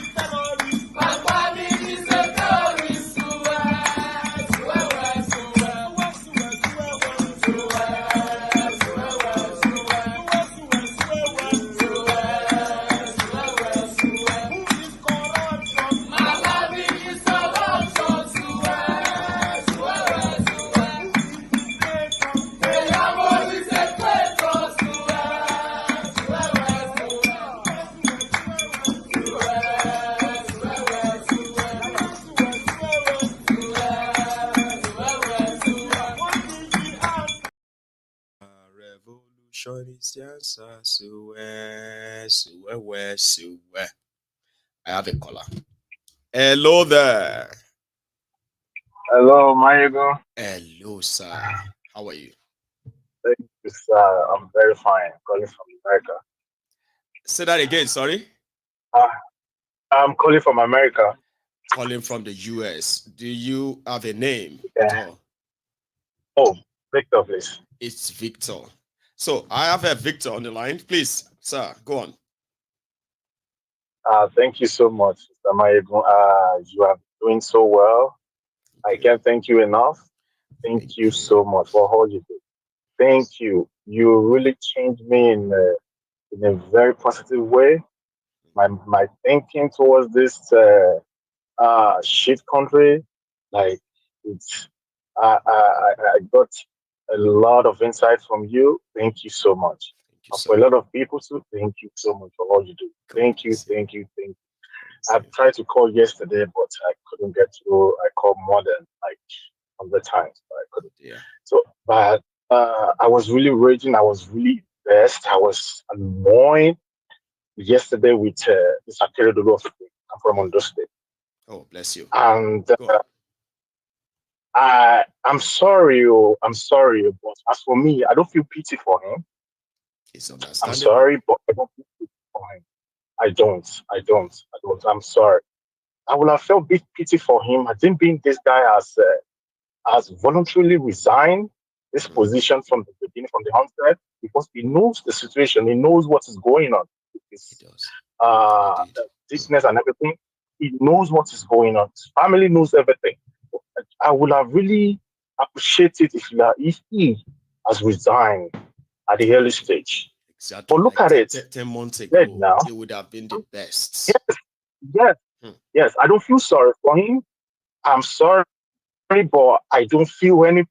If people are saying condolences to Ondo State people, I feel bad. What's that? Ondo State people don't feel bad about what this guy have put them through. It doesn't. I don't feel bad. Gbogbo wọn látòkè désàlẹ̀. Wọ́n máa ṣòfò dànù ni. Gbogbo wọn máa ṣòfò dànù. Yes, sir. Wọ́n máa ṣòfò dànù ni. Nítorí kọ́ ló gbogbo wọn máa ṣòfò dànù ni. People are suffering.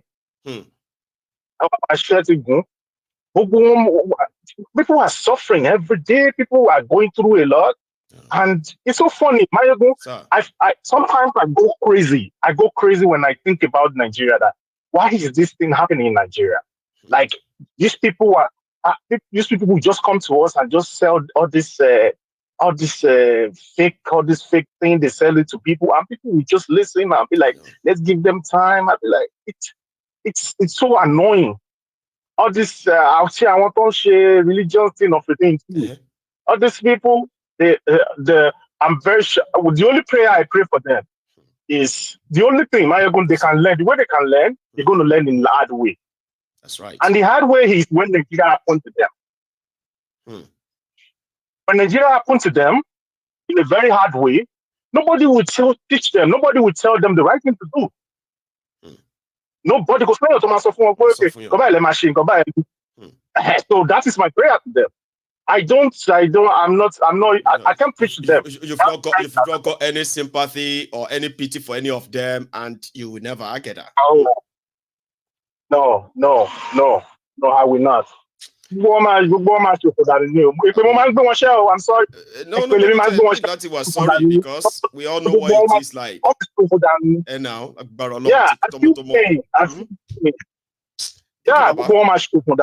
thank you very much. Thank you so much. Thank you so much. Thank you. Stay safe, okay? Take it easy, sir. I have said it before that you don't need to speak too much grammar. If you just feel like I just feel like cursing them, curse them and don't ever feel sorry. I know a lot of us are not like that. We all have our personality. We are not a cursive people and all of that. So I get that. There are some exceptions that are allowed, especially when you are reacting to what these people represent, and in your own word, and make way for. Hello there. Ma. It's me, Priscilla. Say that again. Your name, Ma. Sila. Oh, that's you, Sila. You made it again. Through the call tonight. How are you? Yes, sir. I'm fine, sir. I had to run and go into there's echo. Let me change the room. So my kids will not run after me and so that I'm not in the living room. All right, let's make it quick before they found you in another room. Go on. Yes, sir. So first of all, my own is, Ibonio, we all need to get our guns. I am tired. We're not going to protest. Everybody go get your gun. I am tired of seeing all those stupid people. When something happens, they'll press conference or what they call it. If the governor, whoever the person is, they'll start explaining, we're sorry for what happened. You know what? I am tired of listening and watching the damn people saying all kind of crap from their mouth. I don't even know why Shipman had to live alive. Why did he live stay alive? Why did they do that to me? I keep saying I need to know how to shoot. My husband was like, you want to know how to shoot? You're living with me. Why? What? I'm like, you don't understand. Coming from Nigeria, you need to know how to shoot. You're in America. To shoot, exactly. Maximize your potential and take advantage. Are you kidding me? When you are there, you have your gun. I don't know how you're going to get your gun, but you need to have one. I think Nigeria to have a gun or something. Excuse me. But they always take their guns away from them, Celia. You know that. They do that. They prevent them, or they kind of come around and then start killing them. The soldiers, or not even these terrorists. It's complicated, isn't it? But am I agree? But am I agree? When the two finger was in the state, was it still in my state? Yeah. You know, they sent people after my people in Kapanchantaboro, and they were taking our houses, even taking our knives. Even kitchen knives, they were taking kitchen knives in some of our kitchens. These stupid people, God will judge them. Amen. If I get up, let me mess with one of them in America. I swear, I will show them. It's not the woman that has the womb. It's not the woman that gives birth. Excuse me, what is it? I promise you, I swear, I will disgrace them. Let want to see them in America. They should come to America. I am waiting for them in America. It's not my size because I'm not tall. Excuse me, but let them come. I will tell them that their mother is my size. I will not say they will bless you. We are going to give us the even if you are 10, 100 years old, as long as you are a man, you are a child to me. I can call you son. Every woman we have a right is our enjoyment from God. Anyway, I'm afraid because of one thing. I mean, yes, sir. Let me quickly say one more thing. Yes. One more thing, sir, because I'm afraid with the other video you sent, like someone said there was a lie that they're going to attack on the 29th. So I spoke with my mom 2 days ago, and I'm so scared because even I spoke with my mom before I call you. Right. She said the presence of Fulani in Kagoro. If you know Kagoro, if you guys, whoever knows Kagoro, is in Southern Kaduna, from Kagoro, Kafanchan, all those areas. And we're just like an hour, 30 minutes from Jos. My mom said the presence of Fulani. Hey, these people. I woke up this morning with a bad dream of attacks. She said the way these people are lined with their cows, those cows, that even though they say when they come with their cows, they may not do much because, they know that people will destroy their cows. But she said because it's been a long time we have our festival in Kagoro land because of insecurity and all the nonsense going on, killings of my people. But as I'm talking to you now, they want to do it in a big way. Our president governor of Kaduna State, the deputy and everybody, they're coming to Kagoro land. If you watch Channels News, you will see it. They're even talking about it. They'll come to Kafantan. They have my own is if they want to attack, let them attack when those people are there. So that let everybody run. They should do it when they're So there is already report of some of this Fulani's gathering in some of the hills there, right? That people are already reporting. But hey, if you're going to Kafancha from Kagoro, my mom said we will see their cows white like this on the roadside. That they are claiming they come to eat the harvest. After they harvest the rice, the rice farm. Yeah. So they usually bring their cows when things were normal to eat to graze like after the harvest. But I said, mommy, twice once visiting twice. Will you wait for this people until? Because you never know. You don't want to be a statistic. You don't want to wait until something happens. Because now I'm just thinking, what can I take my mother to? But the invitation is everywhere in the whole world. Because before, people from even outside countries are invited for our festival. It's always New Year festival, feast of this thing, January. And they're still coming up with their plans in a big way. Announcing national teams everywhere. But me, I'm not thinking because she said even today, the kind of presence of Fulanese that entered, I said, what if something happened in Plateau? That's why I'm calling you. She said for New Year, they will not sleep at home. They will go and sleep in another nearby. Wow. Okay. Settlements and all that. Anyway, I kind of hope she will be fine and she will be safe. I share in your own fear, by the way, because I will be worried too. Hearing such a news and then knowing what is going on back there. Okay, Celia, thank you very much for calling in today. Okay, and let's keep hoping that thank you, sir. Will be fine. Okay, hopefully. Amen. Thank you. Yes, ma'am. Take care. No. So that's another one there that should serve as like like an information for everyone who cares to possibly listen. Gathering of the full that would kind of scare me, sort of. Celia would want everybody to do their best and defend themselves, get guns and get whatever you can to.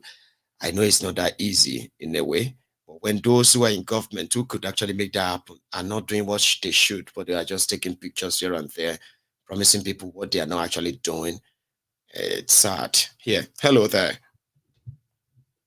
Hello, Mayobo General. Yes, sir. How are you? This is CA from Atlanta. How are you today, CA, man? I'm good. That's great. It's been a while. Yeah, it's been a while. Most time I just sit back and I was tempted to call yesterday, but I just say no. Let me chill a little bit. You just see it through. Anyway, now you're here, sir. Please. Yeah, I was talking to somebody this morning. He told me that Akeredolu, that guy was a good man. You know this guy before. Was he not that loyal, my MBM? I said, yeah, that's the same. I said, but the guy was good. I said, yes. He now said, but he doesn't know what she is a lady. He said, He doesn't know whether anytime they get into power, whether there's something they give to them to drink or something they change their behavior, they change their behavior. He doesn't understand. That she doesn't know if that's a problem. I said, well, that's how it is. We'll know Akeredolu the way he was before he became governor, but as a constitutional lawyer that should know the law, fighting with the deputy governor, all this are necessary for God's sake. Then again, the clown you showed today that was talking about the Igbo woman. You know, APC will always cook up. Twist it. First of all, he should go to school and learn how to speak English first. Then, secondly, you know, APC is in the dilemma right now. How that in Nigeria right now, if you go to banks throughout this Christmas period, there was no cash. There was no cash. Your own money, you can't get it. The ATMs are dry. The banks are dry. You can only do transfer. You can't get physical cash. So the country is in a big mess now. So the only way they can do now is to cook up controversy for people to feast on. Yeah. So you apparently know that that's here to distract them. You keep them busy. They start talking about Yoruba man, Igbo woman, Benin woman, Edo. You know, when your house is on fire and you're pursuing rats, that's exactly what is happening. The house is on fire in Nigeria. People are dying. People are dying of hunger. You are talking of an Igbo lady and Yoruba woman. That tells you the level. We marry Igbo. We should be careful before we marry Yoruba. We should be in the country that is already your country is up in smoke, and you are busy. From what he's saying, three important things he said is: one, Akeredolu died because the wife refused prayer. Yes. That is one major point. Then two, because the wife want to steal. That's why Akeredolu died. It's just sad that we have things like this. Then this plateau killing. When will people come out for God's sake and say it the way it is? Your people are butchered to death. And you're still talking about government delegation. Why not just say it? Let the heaven fall. Tell your Fulani killers to leave our people alone. Simple as why are they still painting words? What are they still painting? Until they kill everybody? Why are they still painting words, for God's sake? This is annoying. Look at children on the back of their mom, slaughtered. Look at kids. I refuse to show my wife that video. I refuse to even share that. I know she's going to cry all through. Horrible images. And people are still there talking about government delegation. They appeal to IG. Look at the police spokesperson. What is he talking? Nonsense. There you go. So I don't want to be aggravated. This is just, it's annoying. Look at the number of deaths. And when you start counting the dead now, after 4 years or 8 years, well, how many years Tinubu will go to say, we don't know. By the time you tell them the number of people that died now, the same APC propaganda will say it's a lie. Where did you get your data from? What is this? Where did you get it from? Look at how many people have died since he took over power. The same Buhari trajectory. That's what he's following. It's continuing. Thank you, Mayogo. Thank you very much for your efforts. For chipping in tonight. So we have that, and there's something about them too. Sometimes they will tell you that is it Tifnubu that said the terrorist should, or do you want Tifnubu to be the one to go and face the terrorists? Blah, blah, blah, blah, blah. Again, awaiting victim is hello there. Hello, Mayego General. Hello, sir. How are you? I am doing well. First time caller, but I've been following you forever. A regular viewer. Thank you very much, sir. Please. I'm calling from Phoenix. Mayego. Sir. A lot of things is happening in Nigeria. When I was listening to our sister from the Southern Kaduna, a lot of things were going through my mind. And there is this important, fact she mentioned. Everybody needs a gun. That's right. That is a fact. Everybody in Nigeria needs a gun, especially those of us from the south who wants to fight all these Fulani terrorists. My heart feels for them, especially because they are their first points of contact when they are coming down the south. They have to conquer the middle belt. Those Christians that live in middle belt, they have to conquer them before they now proceed to the south. And that is where a lot of these killings is taking place. Boko Haram knew this. Boko Haram knew that something like this is going to happen, even when he leaves office. That was why he disarmed them in the beginning, collected all their weapons. But I'm glad that a lot of us from the south, especially from the southeast, didn't buy that idea. A lot of us didn't buy it. You are so right. It's only in the east that they have not really been able to collect people's gun at all. No, they won't do that. They won't do that. I know, but they won't do that. They won't do that in the east. No Easterner will be stupid enough to hand his guns to the No, I've not seen anywhere. No. Even Niger Delta militants who said they are like a big BDC, they handed over their guns too, or maybe not everything too. Yeah. The people kept their gun, and we are waiting for them in the east. But I honestly feel for these people from the middle belt, because of the way they are being slaughtered like animals, that's by the way. About the governor, the past governor of Ogun State, Akeredolu. Oh, Ondo. There is one of Ondo State. Of Ondo State. There is this guy that said, I think it was Abraham Lincoln. He said that nearly all men can stand adversities. But if you want to test a man's character, give him power. That's right. Another American great said that power corrupts. Absolute power corrupts. Absolutely.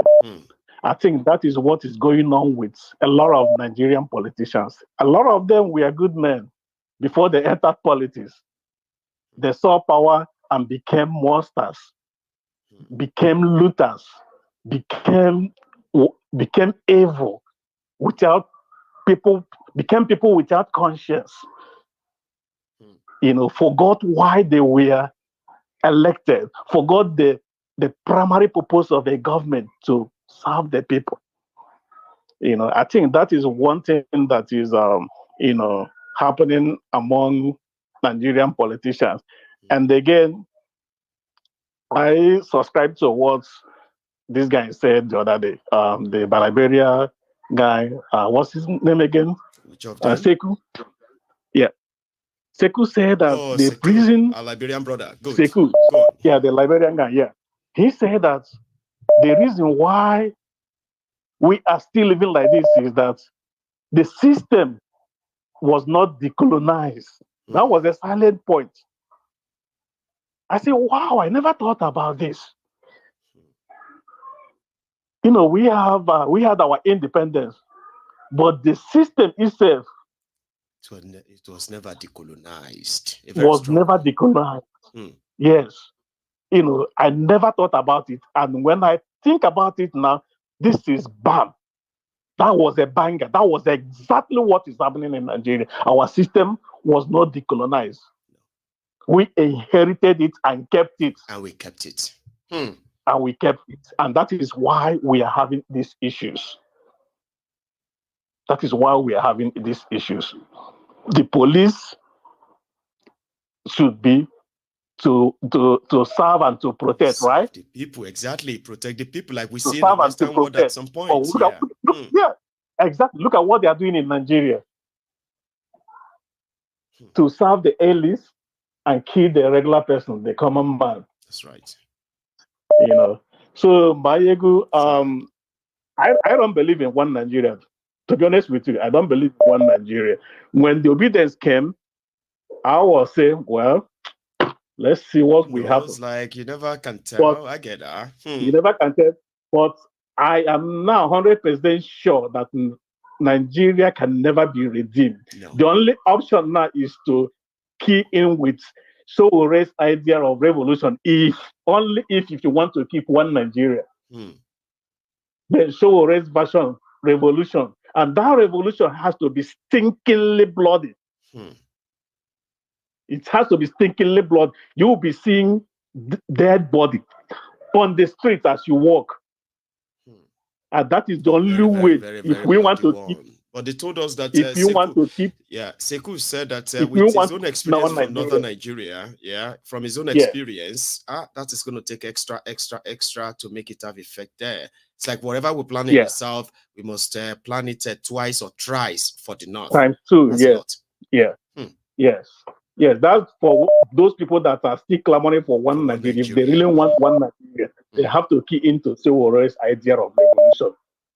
And it has to be bloody, very, very bloody and stinky. That's the only way out. Thank you. Sir, let me leave you for now. Thank you so much for what you do. I appreciate you. I appreciate all the Temple of Truth members. You too. Thanks so much for at least getting in tonight. I do appreciate that. Sir. Yeah, I was lucky, man. I was lucky. Thank you. Thank you. So yeah, that's a brilliant one. Where a lot of people believe that even though they are faithing. Hello. Hello there. Hello, Maiden. Hello, sir. How are you? I'm good. Great. This is NK. This is NK from Canada. Oh, is that NK? That's NK. Yeah. It's not the same NK that was. Exactly. Let me just off my TV. All right. I'll move away from my cat. Yeah, now. NK from Canada. Exactly. Yeah. Exactly. Please. NK means Nuruddin Kazim from Gbadebo, Ogun State. I should have seen that, but it wasn't like obvious. So anyway, so now I get to know Nuruddin. Why do you think what I was saying is an attack on Muslims? Why? Why do you think so? All right. I'm from a family of 8. Right. I have a Christian as brothers and sisters. And I grew up in Lagos. I attended a Catholic school. Good. If you look at it critically, whatever that is happening in the north, we don't have it in the south. Absolutely. That's why I was about your comments. Like, you grew up in the south. Yeah. Why would you even ask me that? Why would you say spreading hatred against Islam? Why would you say that? All right. I for once believe that with all the problem going around in the world, if we critically look at it, I think we can actually break it down into political issues, religious issues, and tribal issues. Okay. And I believe that Nigeria issue is more of tribal and political. Okay. Even though there is some element of religious issue under political issues. Because if we look at it, I serve in Mangu local government. The same year, Mangu local government has a college of education and one girls government federal government college that actually got burnt, and some female students also got burnt. I think I served in that local government. Got burnt that year. I think their hostel got catch fire, and there are some casualties. Okay. Exactly. So, if you look at Mangu local government, you have a lot of Christians there, and even there are a lot of Muslims too, and they coexist very well. This guy. There's one senator that came from that area that actually built house at the other side of the local government. I think he's dead now. He was there during the Obasanjo time. But where I'm going is that I want to ask a question. I want us to all have an open mind into this issue. If there is crisis in the north, and the Hausa and the Fulani people are killing other people, if I'm there as a Okay, let's say there is other tribes there that claims that okay, is at the point of being killed, and he claims he's a Muslim. But let's say he's an Igbo guy or Yoruba guy. Do you think he's going to be spared?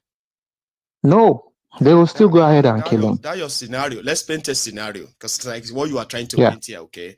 A scenario here. Let's not try to kind of mongle it, okay? You lived in a community where Muslims exist, Christians coexist, all right? Yes. And then they have clashes, okay? Yes. A scenario where they have clashes, and yes, maybe the Christians will say they are right, or Muslim says they are right, and the rest of that. But that scenario is so different from this particular conversation, Nurul. Listen, you live. Hang on one second. Okay. Hang on, just 1 second. I just want to help you to shape the scenario you are trying to paint before we go too far. Away from what we are talking, okay? This is it. The crisis that is going on right now, especially in the middle belt part of Nigeria, especially in Jos and Mangu and areas you just mentioned now, there are no clashes between the locals, Muslim versus Christians. Okay? No. Now, hang on. No. Hang on. You know, like if they had their clashes, you can call that clashes, Muslim and other, maybe community stuff. We are talking about invasion.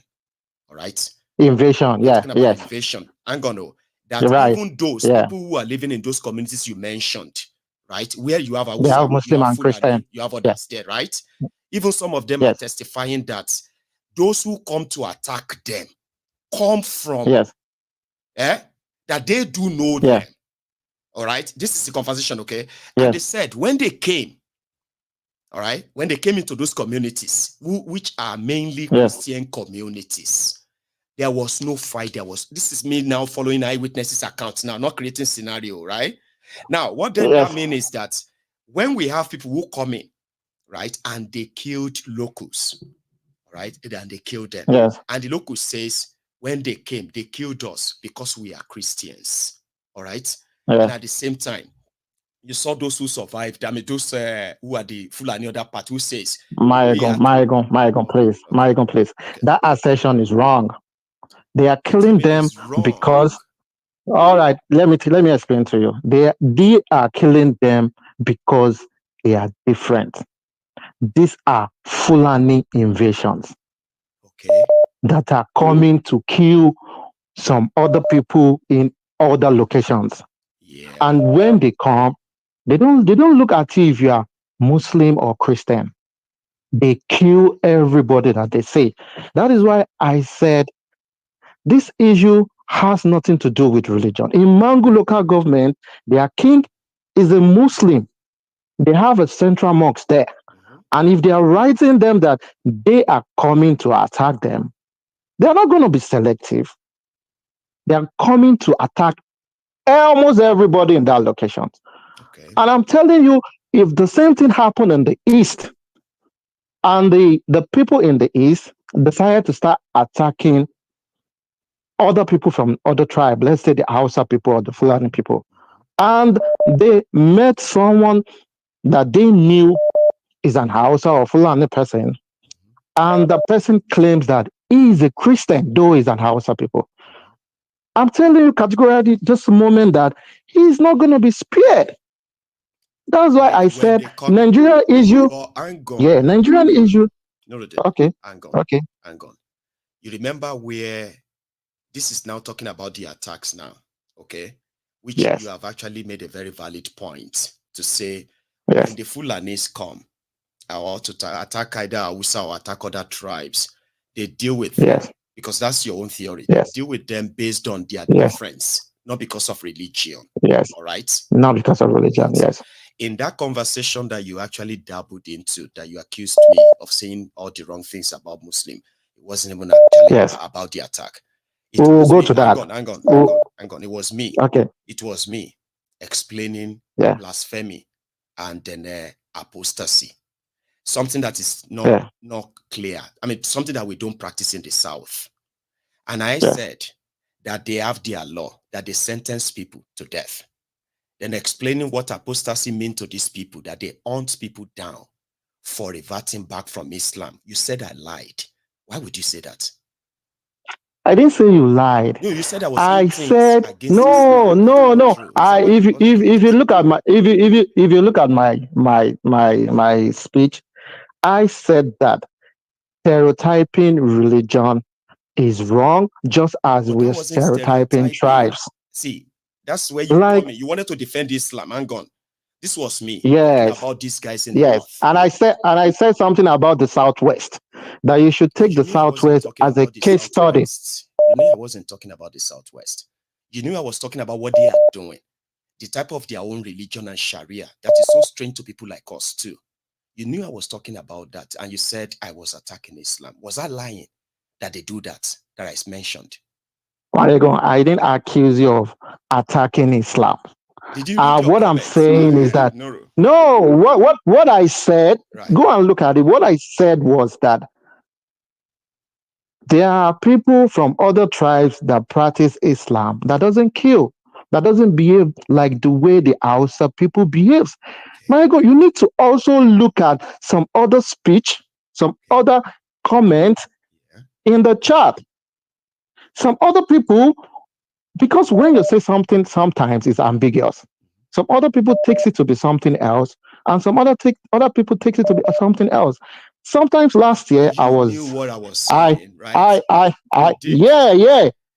I was trying to like people differ and you knew I regarding their religions. I wasn't generalizing Islam when I was saying that. Do you know that? You knew that too, Nuru. You knew that I was talking. Yeah, if you're saying it now, I was talking about the type of extremist Islam that these guys are practicing. It's all right. It's okay. They are bold enough to kill people for. Then I also said there are people. It is tribal. Yeah, you know what? Okay, it is tribal. Okay, I believe it's tribal. Okay, and that's why I said that you should look at the issue that is happening between the Israel and the Palestine. But let's leave that aside. Let's talk about Nigeria. Okay. See, the only way Nigeria can move forward is between the South and the East. You see, this two set of people, this is not my first time of saying it on your platform. As much as the Yorubas and the Igbos are coexisting, they're very close to each other, there's this hitting hatred that is between the two of them. And it is brewing.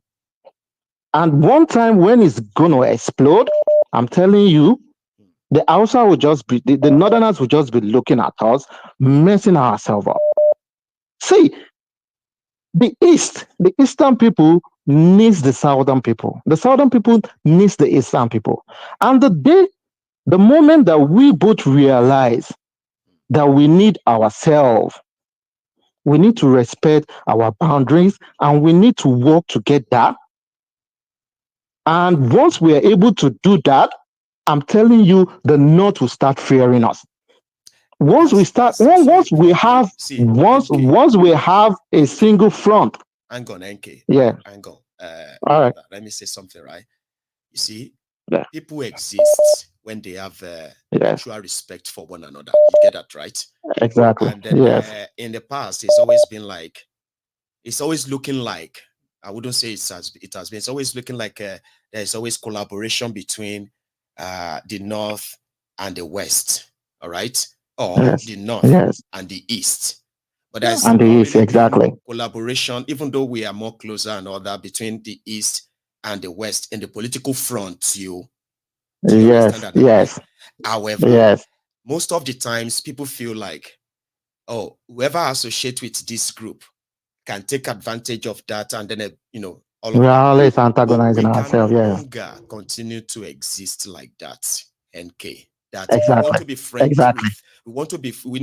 We need to work with the Igbos so that the North can feel exactly us. Or we need to work with this so that let me finish though. What I'm saying here is this, right? The first question should be, do we want to actually coexist together as one country under this arrangement? Until that answer is, until that question is genuinely answered, where Igbos are not given conditions of how they are going to actually be part of Nigeria, where Yorubas are not given conditions, where Hausa, so any other nationality is not given that condition.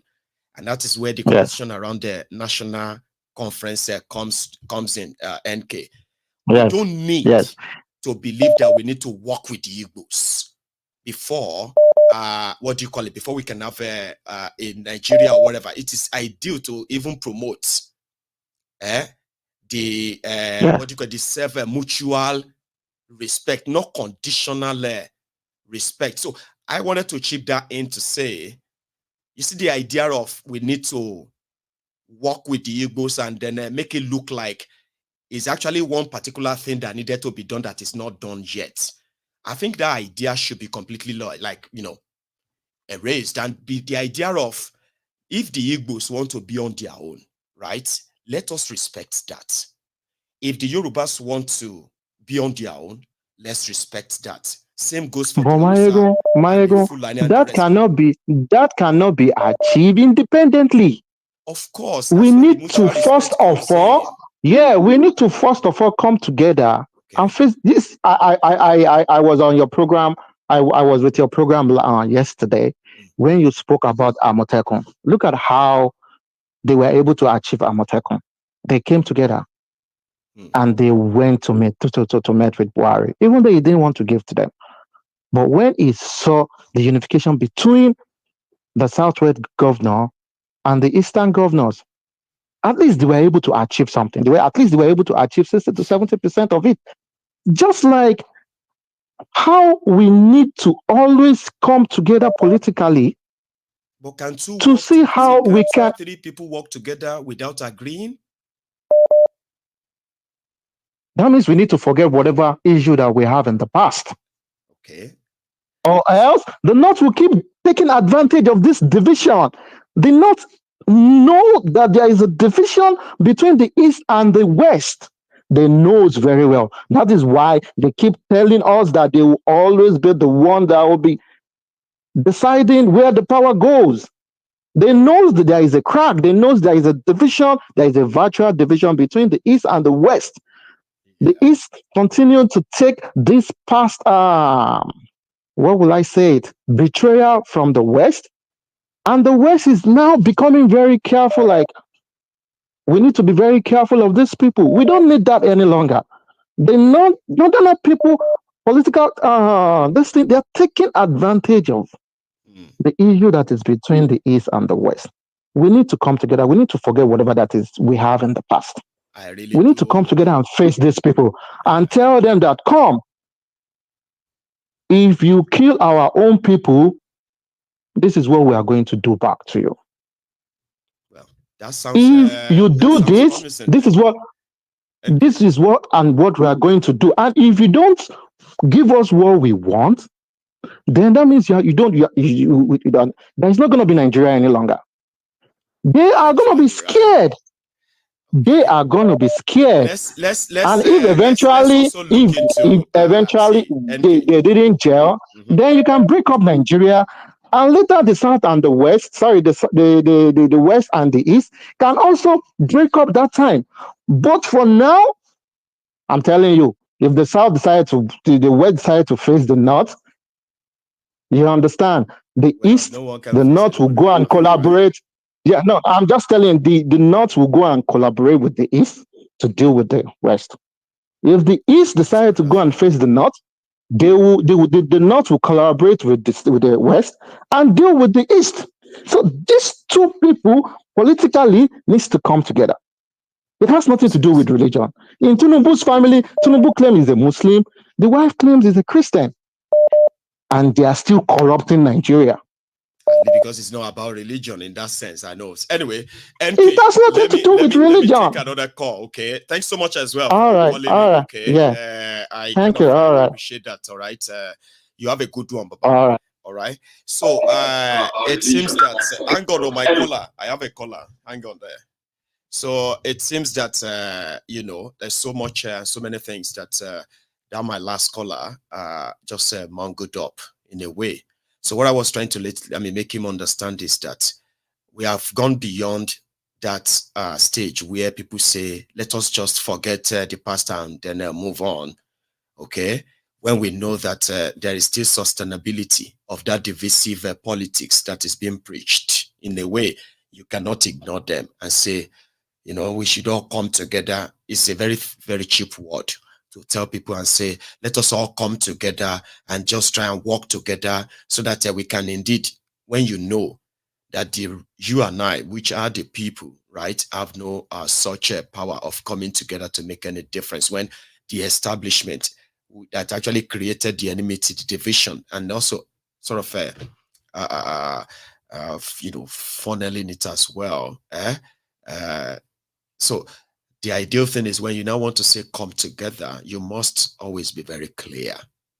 And that coming together means if I'm going to be in the same room with, for example, the Igbos, I must respect whatever that Igbo and the Igbo people stands for. And they must also respect everything that I also stand for as a Yoruba man. Mutual respect. And from that mutual respect means that you don't give conditions to people in participating in something that is meant to be a collective for all of us. And you also don't try in the process of trying to, when you say Nigeria is so divided, and then you have a generation that believes that if the Igbos and the Yorubas can come together, that could actually be something that they can use to also fight the North. Why do you want to come together to fight the North? Why not just come together and discuss on how everybody can go their separate ways, where you don't need to come together, Igbos and Yorubas coming together to come and face the North, or Igbos and Fulanis coming together to come and face the West. All those are still the same thing, doing the same thing again and again. Nigeria has gotten to that stage where it is either you are actually a real place, a real country, which you are not, or everybody just pick up their real identity and stop pretending. Do you get that now? So a lot of people have different theories on how what this should be like. I don't buy that idea of the Igbos and Yorubas coming together under what arrangements, under what mutual agreement and the rest of that. Would you respect an Igbo man and all that he stands for without questioning it? Would you accept all what the Yoruba man and then his ideology stands for without having to question it? Then why do you have to come together to fight another group when you can actually like come together and even with other groups and tell them, can we go our separate ways? That's what I was saying. And on the part of the religion, NK, you wanted to Mongolia together. And I kind of, you know, I did my best to see if I could get you back on there to separate them.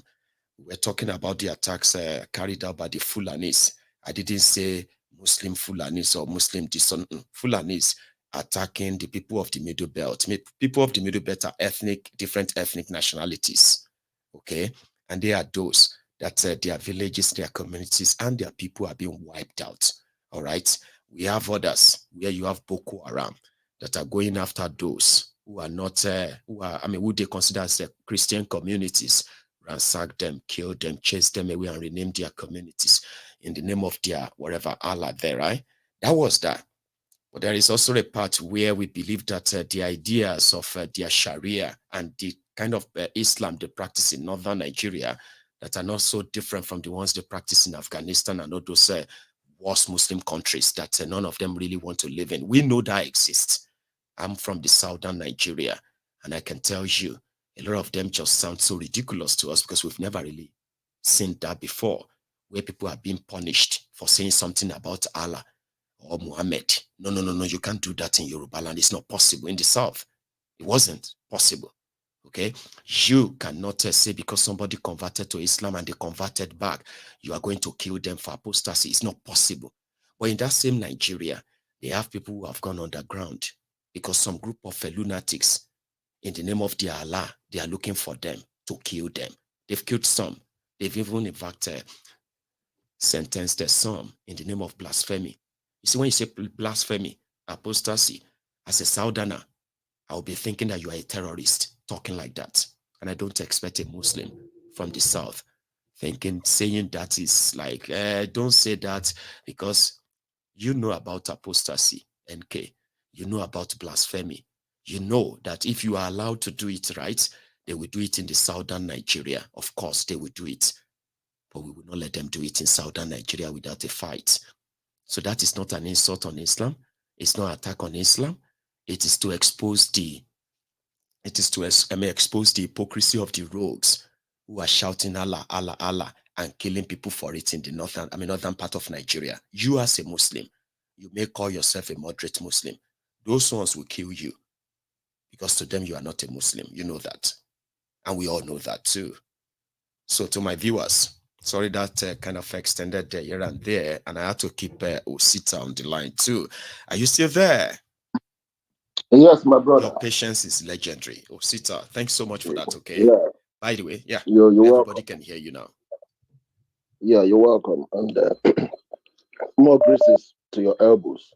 Thank you. More oil on your head and more oil in your mouth. Always. You know, as regards to the last caller, what he was trying to say, you in living as one, or let's say in marriage, there is no condition in marriage. No. Absolutely no condition. That's not marriage. Yes, there is no condition in marriage. So when we say we'll try to form an alliance between the southwest and the southeast for us to fight the northerners, that means we have given up already. We have accepted their masters. We've accepted their lords over us. That's the way it is. But the truth to the matter is, I keep telling people, and we have come to a point that we should know that this thing is non-negotiable anymore. You cannot negotiate Nigeria anymore. Because if we are fighting now, let's say we are fighting for a just cause, that, oh, things should get better in Nigeria. After our generation, what will happen? They will go back to the status quo again. Yeah. So, in order for this thing where there is love, the lost or love lost, where there's love lost, the only solution is to dissolve that marriage. And we have gotten to that point of dissolving that marriage, that thing that tied us together as one contraption, as a contraption. That thing that tied us together, we have to break it. Said these things times without number within the leagues of my friends, because I have friends almost in every tribe in Nigeria. And I say to them, it is not because of me and you is laughing here. When it gets to the place that matters most, which is the politics of that country where we come from, somebody will come to you in your family and tell you, do you realize that you are an Igbo man? That's right. The other person, it will come, they will tell, do you realize that you are Omoluabi, you are Yoruba. The other one will come, do you realize that you are Fulani? That Fulani is always the top. That is what we will continue to see amongst us. But when we break and go our separate ways, it will be easy for us to pick up the bad people within our society to treat them the way we want to treat them, the way they ought to be treated.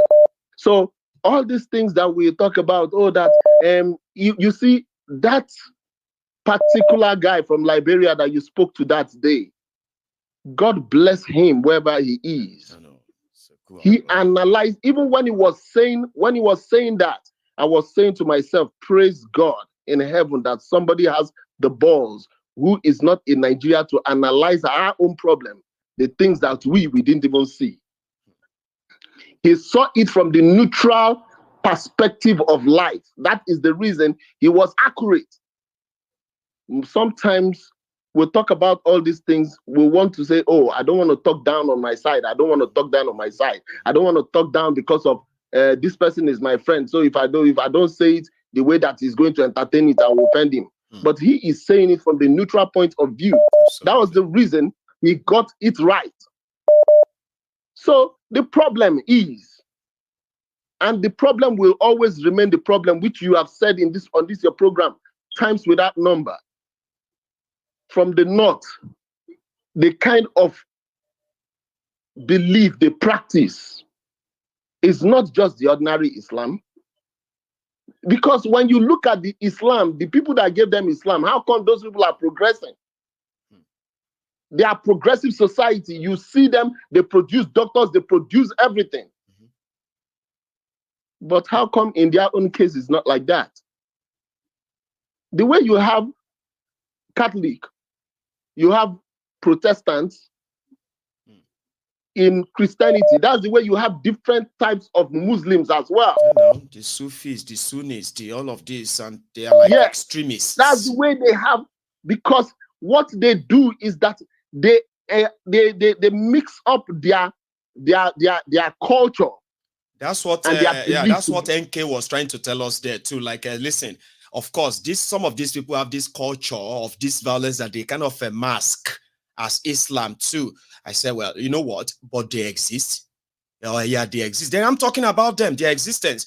That doesn't condemn your Islam if you are not a closest supporter of theirs. So if you agree that all these ideologies exist, right, and they are a threat, then that shouldn't make you feel bad that somebody is talking about it. Don't see it as, you know what I mean, Sita? Yeah, you don't because see they it do exist. as if How could somebody want to kill me because I said I'm no longer doing Islam? Who the hell are you? They say, but it is their Islam. They say, well, okay, but you know it exists. Is that a good thing? And they do exist in Nigeria. So go on. So this is the problem because of their own self-belief that that is what their own prophet, their leader has told them that Nigeria belongs to them, and they can come from anywhere around Africa, sub-Saharan Africa, and they can come and lay claims. The whole thing that is happening in Nigeria, the constitution that the British people gave to us that was shelved away, everything that happened till this very moment, before, after independence, till date, it only drives to one thing, one ideology, that we want to Islamatize the country called Nigeria. Even when we all know it is going to be so nearly impossible. Let's be honest. Impossible. It will take forever. They themselves know. They there are people who believe it. They know that it's impossible. You know what I mean? They believe it. They believe they can do it. And they believe they have that conviction that they can kill as many people as possible until they do it. And somebody is saying that don't get paranoid. They don't really mean it. I say, are you mad? Are you joking? So whatever we think or whatever we say, the only agenda they have is to Islamatize Nigeria. That is all. And for the fact, I keep telling people, when we are thinking about revolution, any revolution that comes that doesn't have the basic discussion that everybody should go on their own respective ways, I am telling you that revolution is no revolution. That revolution is what I call rigmarolling, because you will still come back to the same point we are today.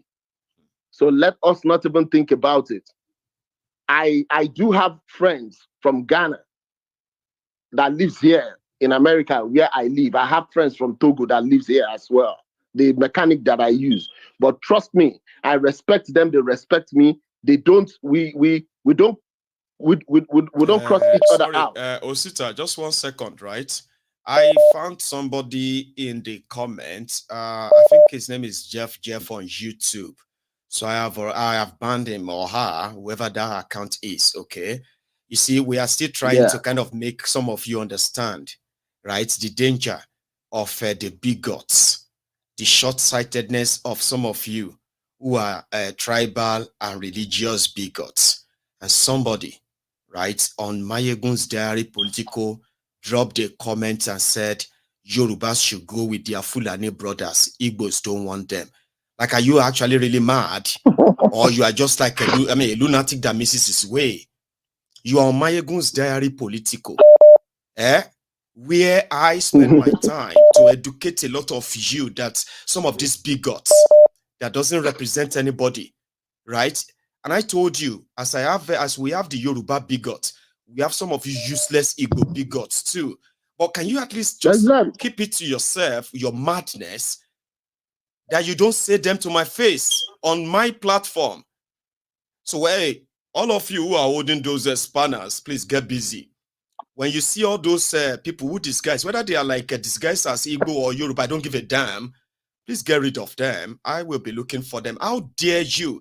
Yorubas should go with their Fulani. Show madini. Eh?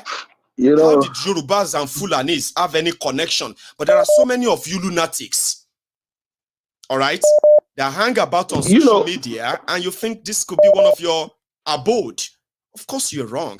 Osita, continue. And I hope those of you are holding those spanners are busy. Yeah, block them, get rid of them. I will do the same. Please. All right. As regards to what you just said right now, you know, a lot of them, they have found out that the way they are going about it is so difficult. So what do? They have intelligent ones, negatively intelligent ones among them. And what did they do? They set the ball rolling, they set the fire of this particular tribal bigotry. That is what they will now are use doing right now. They will use takia. They call it takia. That one they will say, oh, look at those ones. So, we don't support them. Oh, sure you understand? No, they are not. They are not. Exactly. They are not for us. So, sure you get. But behind the scene, they actually want them to continue. Takia. They will say all of you should not react to them. Don't judge us because of the actions of that one. Oh, okay. Please don't judge us. So, we don't know about them. Oh, but guess what? They do. Takia. They do. So they've seen that they have tried to use religion. They've tried to use religion, but now they are using identity. And that identity is your tongue and your tribe. They want to tell you this person is an Igbo man, this person is a Yoruba man. And when you see them online, immediately they are saying whatever they are saying. Then you will see one person who calls himself whatever, Nuruddin, all those kind of names, you will jump into the conversation and say, yes, that's true. But it all boils down to one thing, that we are never one. That's right. And we cannot be one. If I tell people, it is good that you go through history for you to find out, even when they arrived in London, what the white man told them, that you guys are not united. I didn't write it. It is there in the memo that you guys are not united. You can, in 1957, that was when we were supposed to receive our independence. But they told them, you guys should go back home, that you guys are not. There's no sign that you are united, that you live together in that country. You are united. Go back. So how do you think that we will continue in this mess? If we continue in this mess, in the next 1,000 years, we are still where we are. The same place now. Why would an Igbo man be afraid to have his own country? What is wrong with you? Country. Why would a Yoruba man need an Igbo man to have your own country? Why would a Yoruba man not want to have his own country? What is wrong with you? Country. Why would an Hausa man or an Igala man or an Ijaw man be afraid to have his own country? Are you mad? Yes. Like, what is wrong with people? Benin Republic? That's the question now. Look around you. How big is Togo? How big is Ghana? That we need ourselves. Igbo man need Yoruba man. We all need ourselves. We all need to live together. So mad, Dinimos, you? What are you afraid of? What are you afraid of? That you got colonized, forced together with people with different ideology, identity, and then you want to kind of force them still together and keep. Come on, man. If there's anything that the Yorubas and the Igbos needs right now, is for them to come together with the Hausas, the Fulanis, everybody to agree the day we are going to break up. That's it. Simple. Let us all forget the past. Come together. And what is wrong with you? Osita, let me tell them. Man, so all these things that we are looking at, sometimes we want to paint words. We want to paint words. We want to twist words. We want to change. What are you talking about? What is the end product? The end product in this particular thing is that me and you, we are not the same. It's simple as ABC. Simple. The Germans, the French, the Dutch, the English, the rest of them, they all have their identity. Today, they don't have the clash of identity.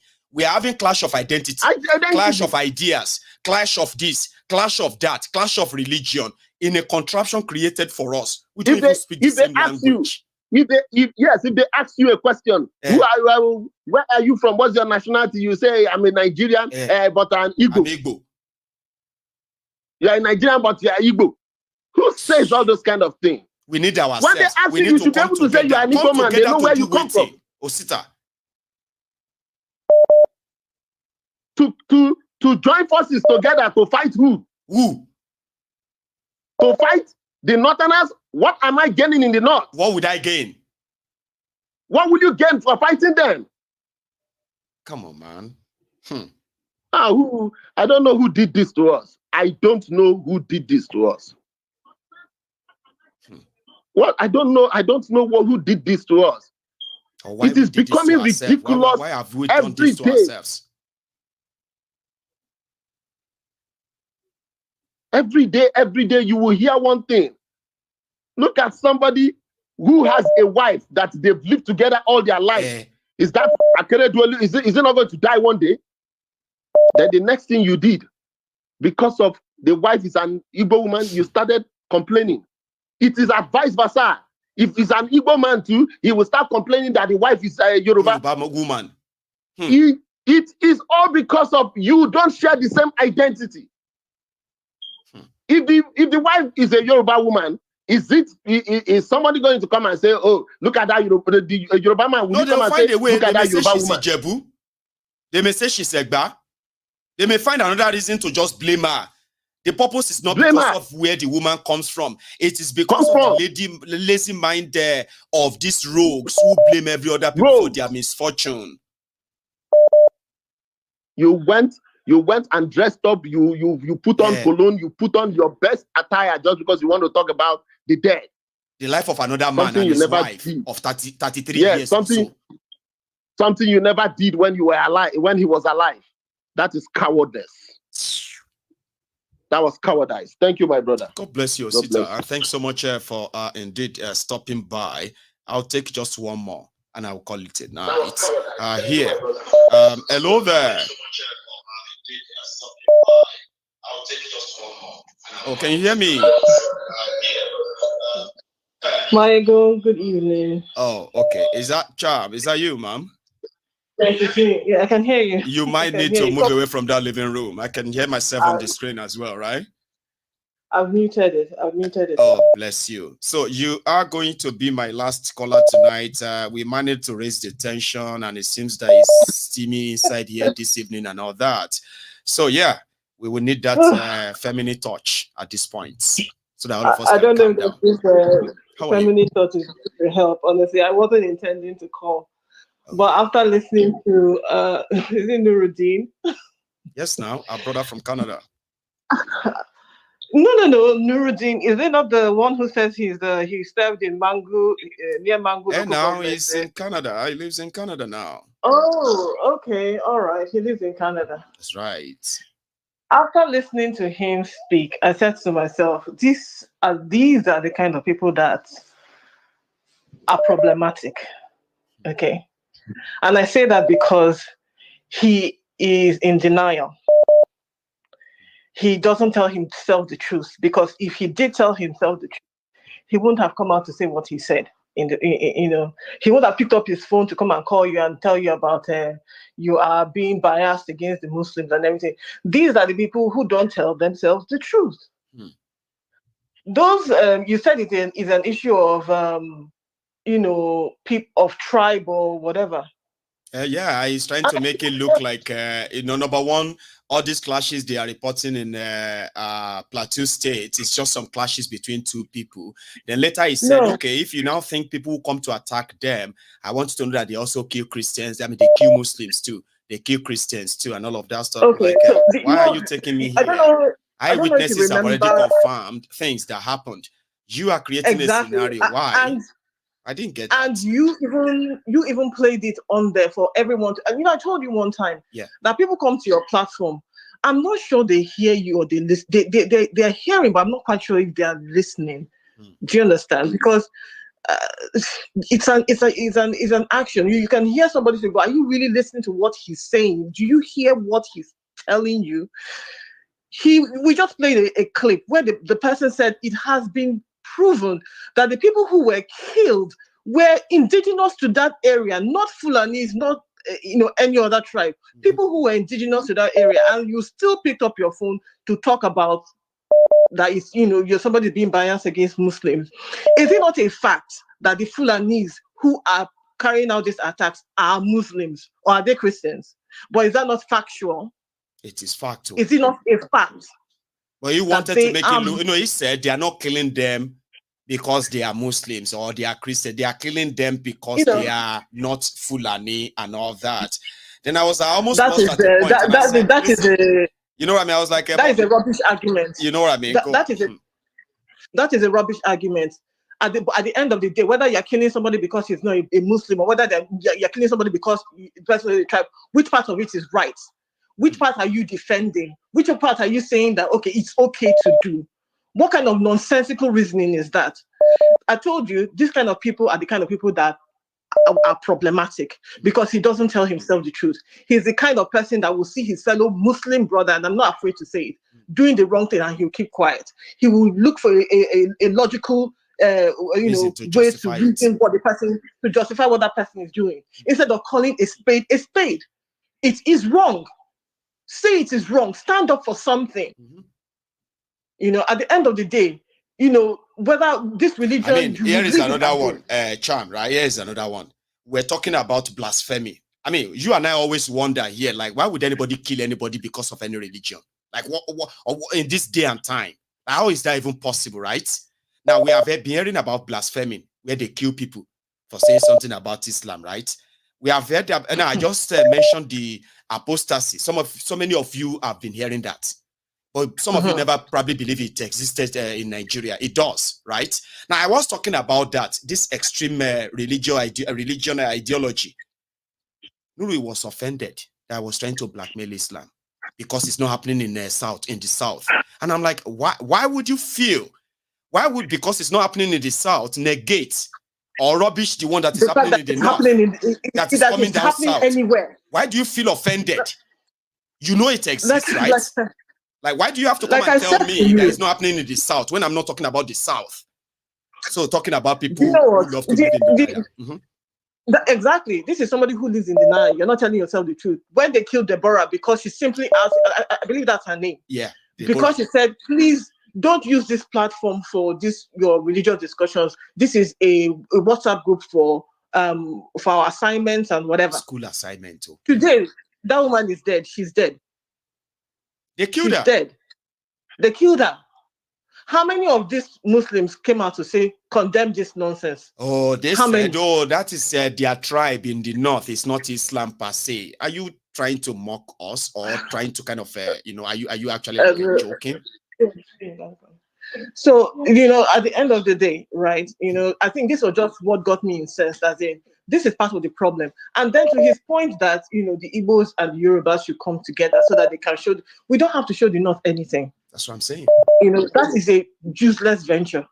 Okay? We should be able together and show them that we are powerful. Come together and break everything up. Let everybody go their way. Let everybody go their way. Okay? And stand because we know we can stand. What is this fear? Fear of you. It's like this, we've been so, they put us all together so long that we're afraid that, okay, if we just separate from each other, if this person does, or something bad is going to happen to us. No, nothing bad will happen to you. We will offer, each tribe will find a way to exist within their geographical locations. They will find a way to work. Like Osita said, you have Benin Republic, you have Togo, you have Ghana. Those people are a fraction, the whole landmass is a fraction of ours, but they're there. Existing, thriving, living, and you're saying we should come together so we can show the North. I don't want to show the North anything. I don't want to show the North anything. I don't want to show the North. That is a pointless venture. I want to be able to say, okay, this is who I am. I am a Biafran. This is where I live. Yeah. Okay, do we have trade agreements? Can I come and trade in your country? Is it okay? What laws do you have? And we move. Okay? If you say, no, we don't want to work with Igbo, no problem. We'll look for somewhere else. Somewhere else. Exactly. Okay. Mutual respect. Respect them for who they are, and they respect you for who you are. It's as simple as that. And we can coexist. Some said, let's have regionalism. I said, well, that could be a good start, but come together to make Nigeria great. Are you mad, Dini? Come together to make you great. No, come together. It's a pure lie. And I think it's pointless because if you're saying, oh, let us come together so that we can show this one Who are they that we should, two of us, two same tribes, thing that a deluded Yoruba boy will say, the Hausa Fulani and the Yorubas have teamed together to punish the Igbos. Are you not deluded? Listen, you know, there are so many, and I feel like, Mayego, you've been doing this long enough to know that there are some people where when they type some things, just ignore them and go, because you know, okay, this one is a mad person. I cannot be engaging unless they're not going to know the difference between the two of us. I know, so I'm not going to. It does feel shocking sometimes, but because we know that it's so easy to sort of condition our people by planting in some little lies and all that in their mind, and they making look like it's real. That's why people like me don't ignore people like that. Do you understand? And I feel like a lot of the time is right. There are fundamental issues with you as a human being. If you start to look down on a person or say that your problem is another person because they're a different tribe from you, there's something wrong with you mentally. There's something not quite there. You know, for you to assume that your problem with another human being is just because of an identity that they could never have felt. I know. Because I did not say, oh God, Heavenly Father, please make me an Igbo man because, you know, I think Igbos are having such a fantastic time. Send me to earth, I'll be an Igbo man. No, none of us did that. None of us had that luxury. Okay, we were not made that way. We are who we are, right? So you can't say you hate another person or dislike another person because such and such person where they come from, exactly. Or where they come from. And you are so passionate about it enough to say you think you are protecting your own race by hating on them? No, you are demonstrating your ignorance and your foolishness. Okay, you are demonstrating your ignorance and your foolishness, and you are putting it down that this is who you are, a bigot. You know, at the end of the day. So anyway, I think this was the one issue that touched me. I was like, you know what, I need to, because this kind of neuros type of people, they are part of the problem that we have in this country. People who don't tell themselves the truth. As for Akeredolu, I don't know what to say. The man didn't do anything good. In fact, when I hear, okay, he died, may he so rest in peace if he can find peace on the other side. What else am I going to do? He stole. He didn't help his community. What about the next person? What is he going to do? At the end of the day, each and every one of us. Cancer center now and equip it? Of course not. You know that.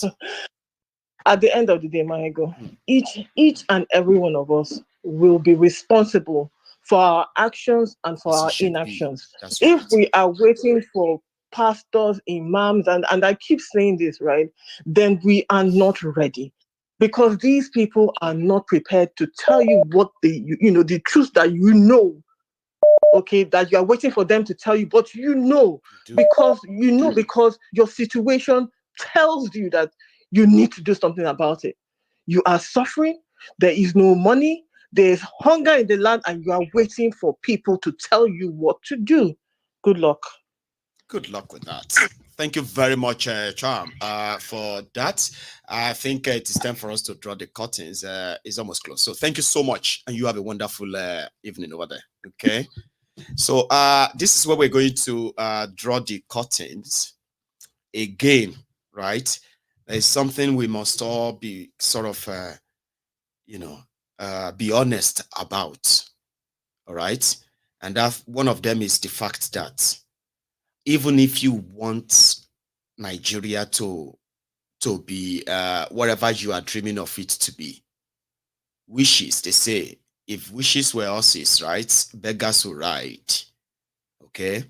The reality of Nigeria today is the fact that those politicians who were milking the division, the divisive politics that they have been playing, as well as those who are funding different kind of violence behind the scene to sustain that sort of a power grab or power or whatever they are holding on to.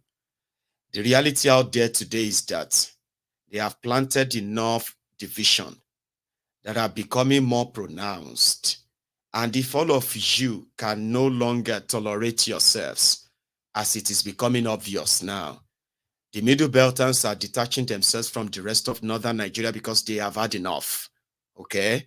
So the Fulani terrorists that are everywhere for land grabbing and the rest of that, okay, they have further make these indigenous people of Middle Belt to begin to ask themselves the the right question. What is going to be their place in this Nigeria? Do they even still want to be part of this Nigeria? And if they are going to be, would they be given that choice of choosing how they want to be part of that Nigeria? Down south, Tifnumbu and his Lagos Sabobaku are spreading the ethnic division, tribal division. And in fact, they are currently trying to give the treatment of, the Jews, where they will say, oh, if you have this blood, you don't have this full blood and all of that stuff. They've already started that with their politics, where they have managed to ostracize somebody who is a Yoruba man from a Yoruba reputable family, Abi. Then they turned it on to something they are about to kind of make a tribal war between the Igbos. Well, they've already made it. So this is just to let you know that if they succeed, the children that you are, the marriages, the union that are being kind of solemnized, like the ones you have in the Middle Belt and then the Fulani, the Hausas and all of that, that are already breeding this more like, you know what, we don't want to be with you anymore. So that similar thing is what we would advise everybody in the South as well. Like, listen, you cannot save Nigeria. If there's anything that we need from one or another, why, if they say we need one another, of course I will agree. And that needing one another means if we have a chance of sitting together to have a chat, the conversation or the decision should border on when are we going to break up Nigeria so that like the Europeans, we will have our identity, our language, our culture, our tribe. We can defend ourselves. We can defend all those things. And we can defend our civilization. You see all these clashes of civilization, clashes of ideas, clashes of, religion and all of that stuff that are enveloping Nigeria today. The only solution is when you let people keep their identity. Nigeria is not an identity. No, it is not. There's no Nigerian, you know that, right? So do not be afraid. Nobody should be afraid of standing alone. Okay? There are smaller countries all over Europe that some of us actually go to. But when you understand what independence and freedom truly means, away from this contraption forced together called Nigeria, please, when you have that chance, you will help us and join us in breaking up Nigeria and saving lives. It is just the only solution that you haven't, or we haven't really tried. We will when we stop living in denial. Thank you. And I will see you some other time. Yeah? Good night.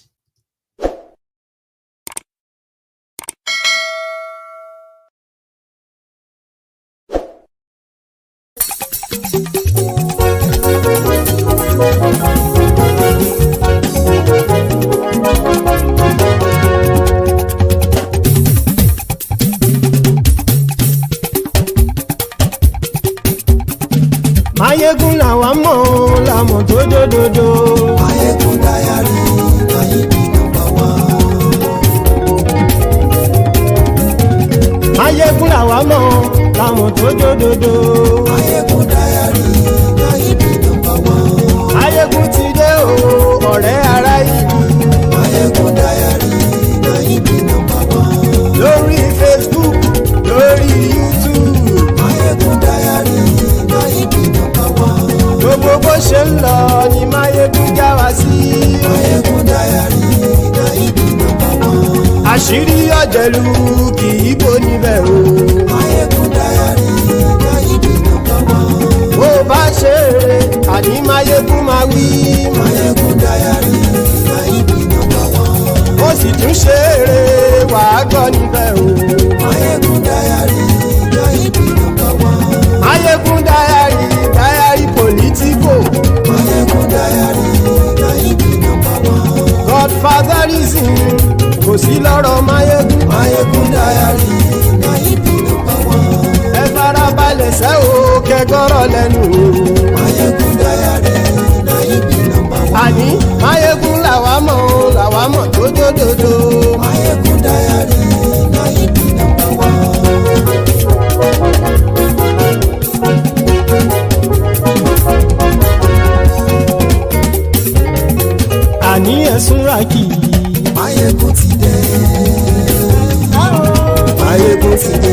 ọ̀jẹ̀lú ẹ̀sùn ràkì. àní ẹ̀sùn ràkì. lórí Facebook. àní ẹ̀sùn ràkì. lórí YouTube. àní ẹ̀sùn ràkì. bọ́ bàbá gbé wúrẹ́. àní ẹ̀sùn ràkì. ijó ìgbádìyẹ. àní ẹ̀sùn ràkì. pẹ̀sìdó bá rúfin o. àní ẹ̀sùn ràkì. bí gómìnà kówó jẹ. àní ẹ̀sùn ràkì. ọlọ́pàá tí ń darí bá. àní ẹ̀sùn ràkì. aṣòfin tí ń rúfin o. àní ẹ̀sùn ràkì. òpùrọ́ olóṣèlú. àní ẹ̀sùn ràkì. ọ̀jẹ̀lú ẹ̀sùn ràkì. àní ẹ̀sùn ràkì.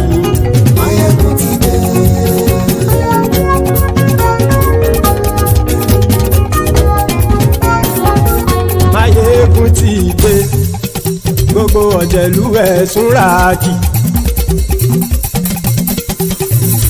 Máyégún ti dé, gbogbo ọ̀jẹ̀lú ẹ̀sùn ràkì. ṣùgbọ́n ní bá ti ṣe èyí tó yẹ kí wọ́n ṣe ọmọ bá dèrò ní fi wọ́n níran o.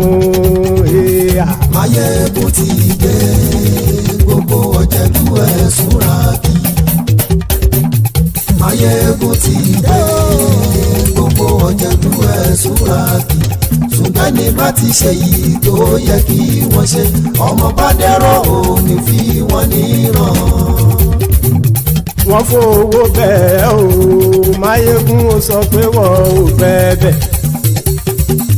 Wọ́n fowó bẹ́ẹ̀, Máyégún ó sọ pé wọ́n ò fẹ́ bẹ̀.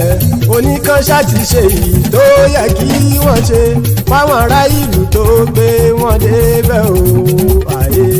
Máyégún ti dé, gbogbo ọ̀jẹ̀lú ẹ̀sùn ràkì. Máyégún ti dé, gbogbo ọ̀jẹ̀lú ẹ̀sùn ràkì. ṣùgbọ́n ní má ti ṣe yìí tó yẹ kí wọ́n ṣe ọmọ bá dẹ́rọ̀ ò ní fi wọ́n níran. Kì máa yí ṣe eré ọ̀rọ̀ yìí kì í ṣe ẹ̀fẹ̀. Kì máa yí ṣe eré ọ̀rọ̀ yìí kì í ṣe ẹ̀fẹ̀. Ẹni bá ti lè lẹ́bọ̀ lẹ́rù o ọmọ bá dèrò kàṣàyè tú wọn síta. Máyégún ti dé, gbogbo ọ̀jẹ̀lú ẹ̀sùn ràkì. Máyégún ti dé, gbogbo ọ̀jẹ̀lú ẹ̀sùn ràkì. ṣùgbọ́n ní bá ti ṣe yìí tó yẹ kí wọ́n ṣe ọmọ bá dẹ́rọ̀ ò ní fi wọ́n níran. Tẹnitẹni ọmọ Máyégún ọ̀rẹ́ ara ìlú mọ̀mọ́ ni mo fọlọ́run ṣọ́ ẹ̀ bá kìlẹ́bù. Lóòótọ́ olódodo ìlú ọ̀tá ìlú mọ̀mọ́ ni ìwọ ṣá máa ń ṣọ́ra kò sì mọ́ bẹ̀rù. Bọ́tà ń lè rí bóníṣègùn lé káwọn mọ̀mọ́ fi ṣera wọn ni ó ti dẹrùn tí wọn ò gbọ́dọ̀ sì mọ́ bẹ̀. Èèpo ọ̀bọ lọmọ bá dérò tàjẹ́ ò gbọ́dọ̀ jẹ́ ó ti dọba lórí àbínú ẹni kò sì mọ́ bùyà. Àìsíwọ́lu ní ẹnìkẹ́ ìgbódì ẹyin lábàrá o ó kó ẹni tó bá dán wò á kàmù. Máyégún ti dé, gbogbo ọ̀jẹ̀lú ẹ̀sùn ràkì. Máyégún ti dé, gbogbo ọ̀jẹ̀lú ẹ̀sùn ràkì o. Ẹni bá ti ṣe yìí tó yẹ kí wọ́n ṣe ọmọ bá dèrò òní fi wọ́n níran o.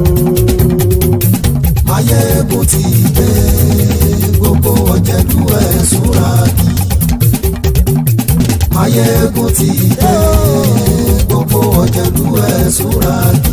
ṣùgbọ́n ní bá ti ṣe yìí tó yẹ kí wọ́n ṣe ọmọ bá dẹ́rọ̀ ò ní fi wọ́n níran.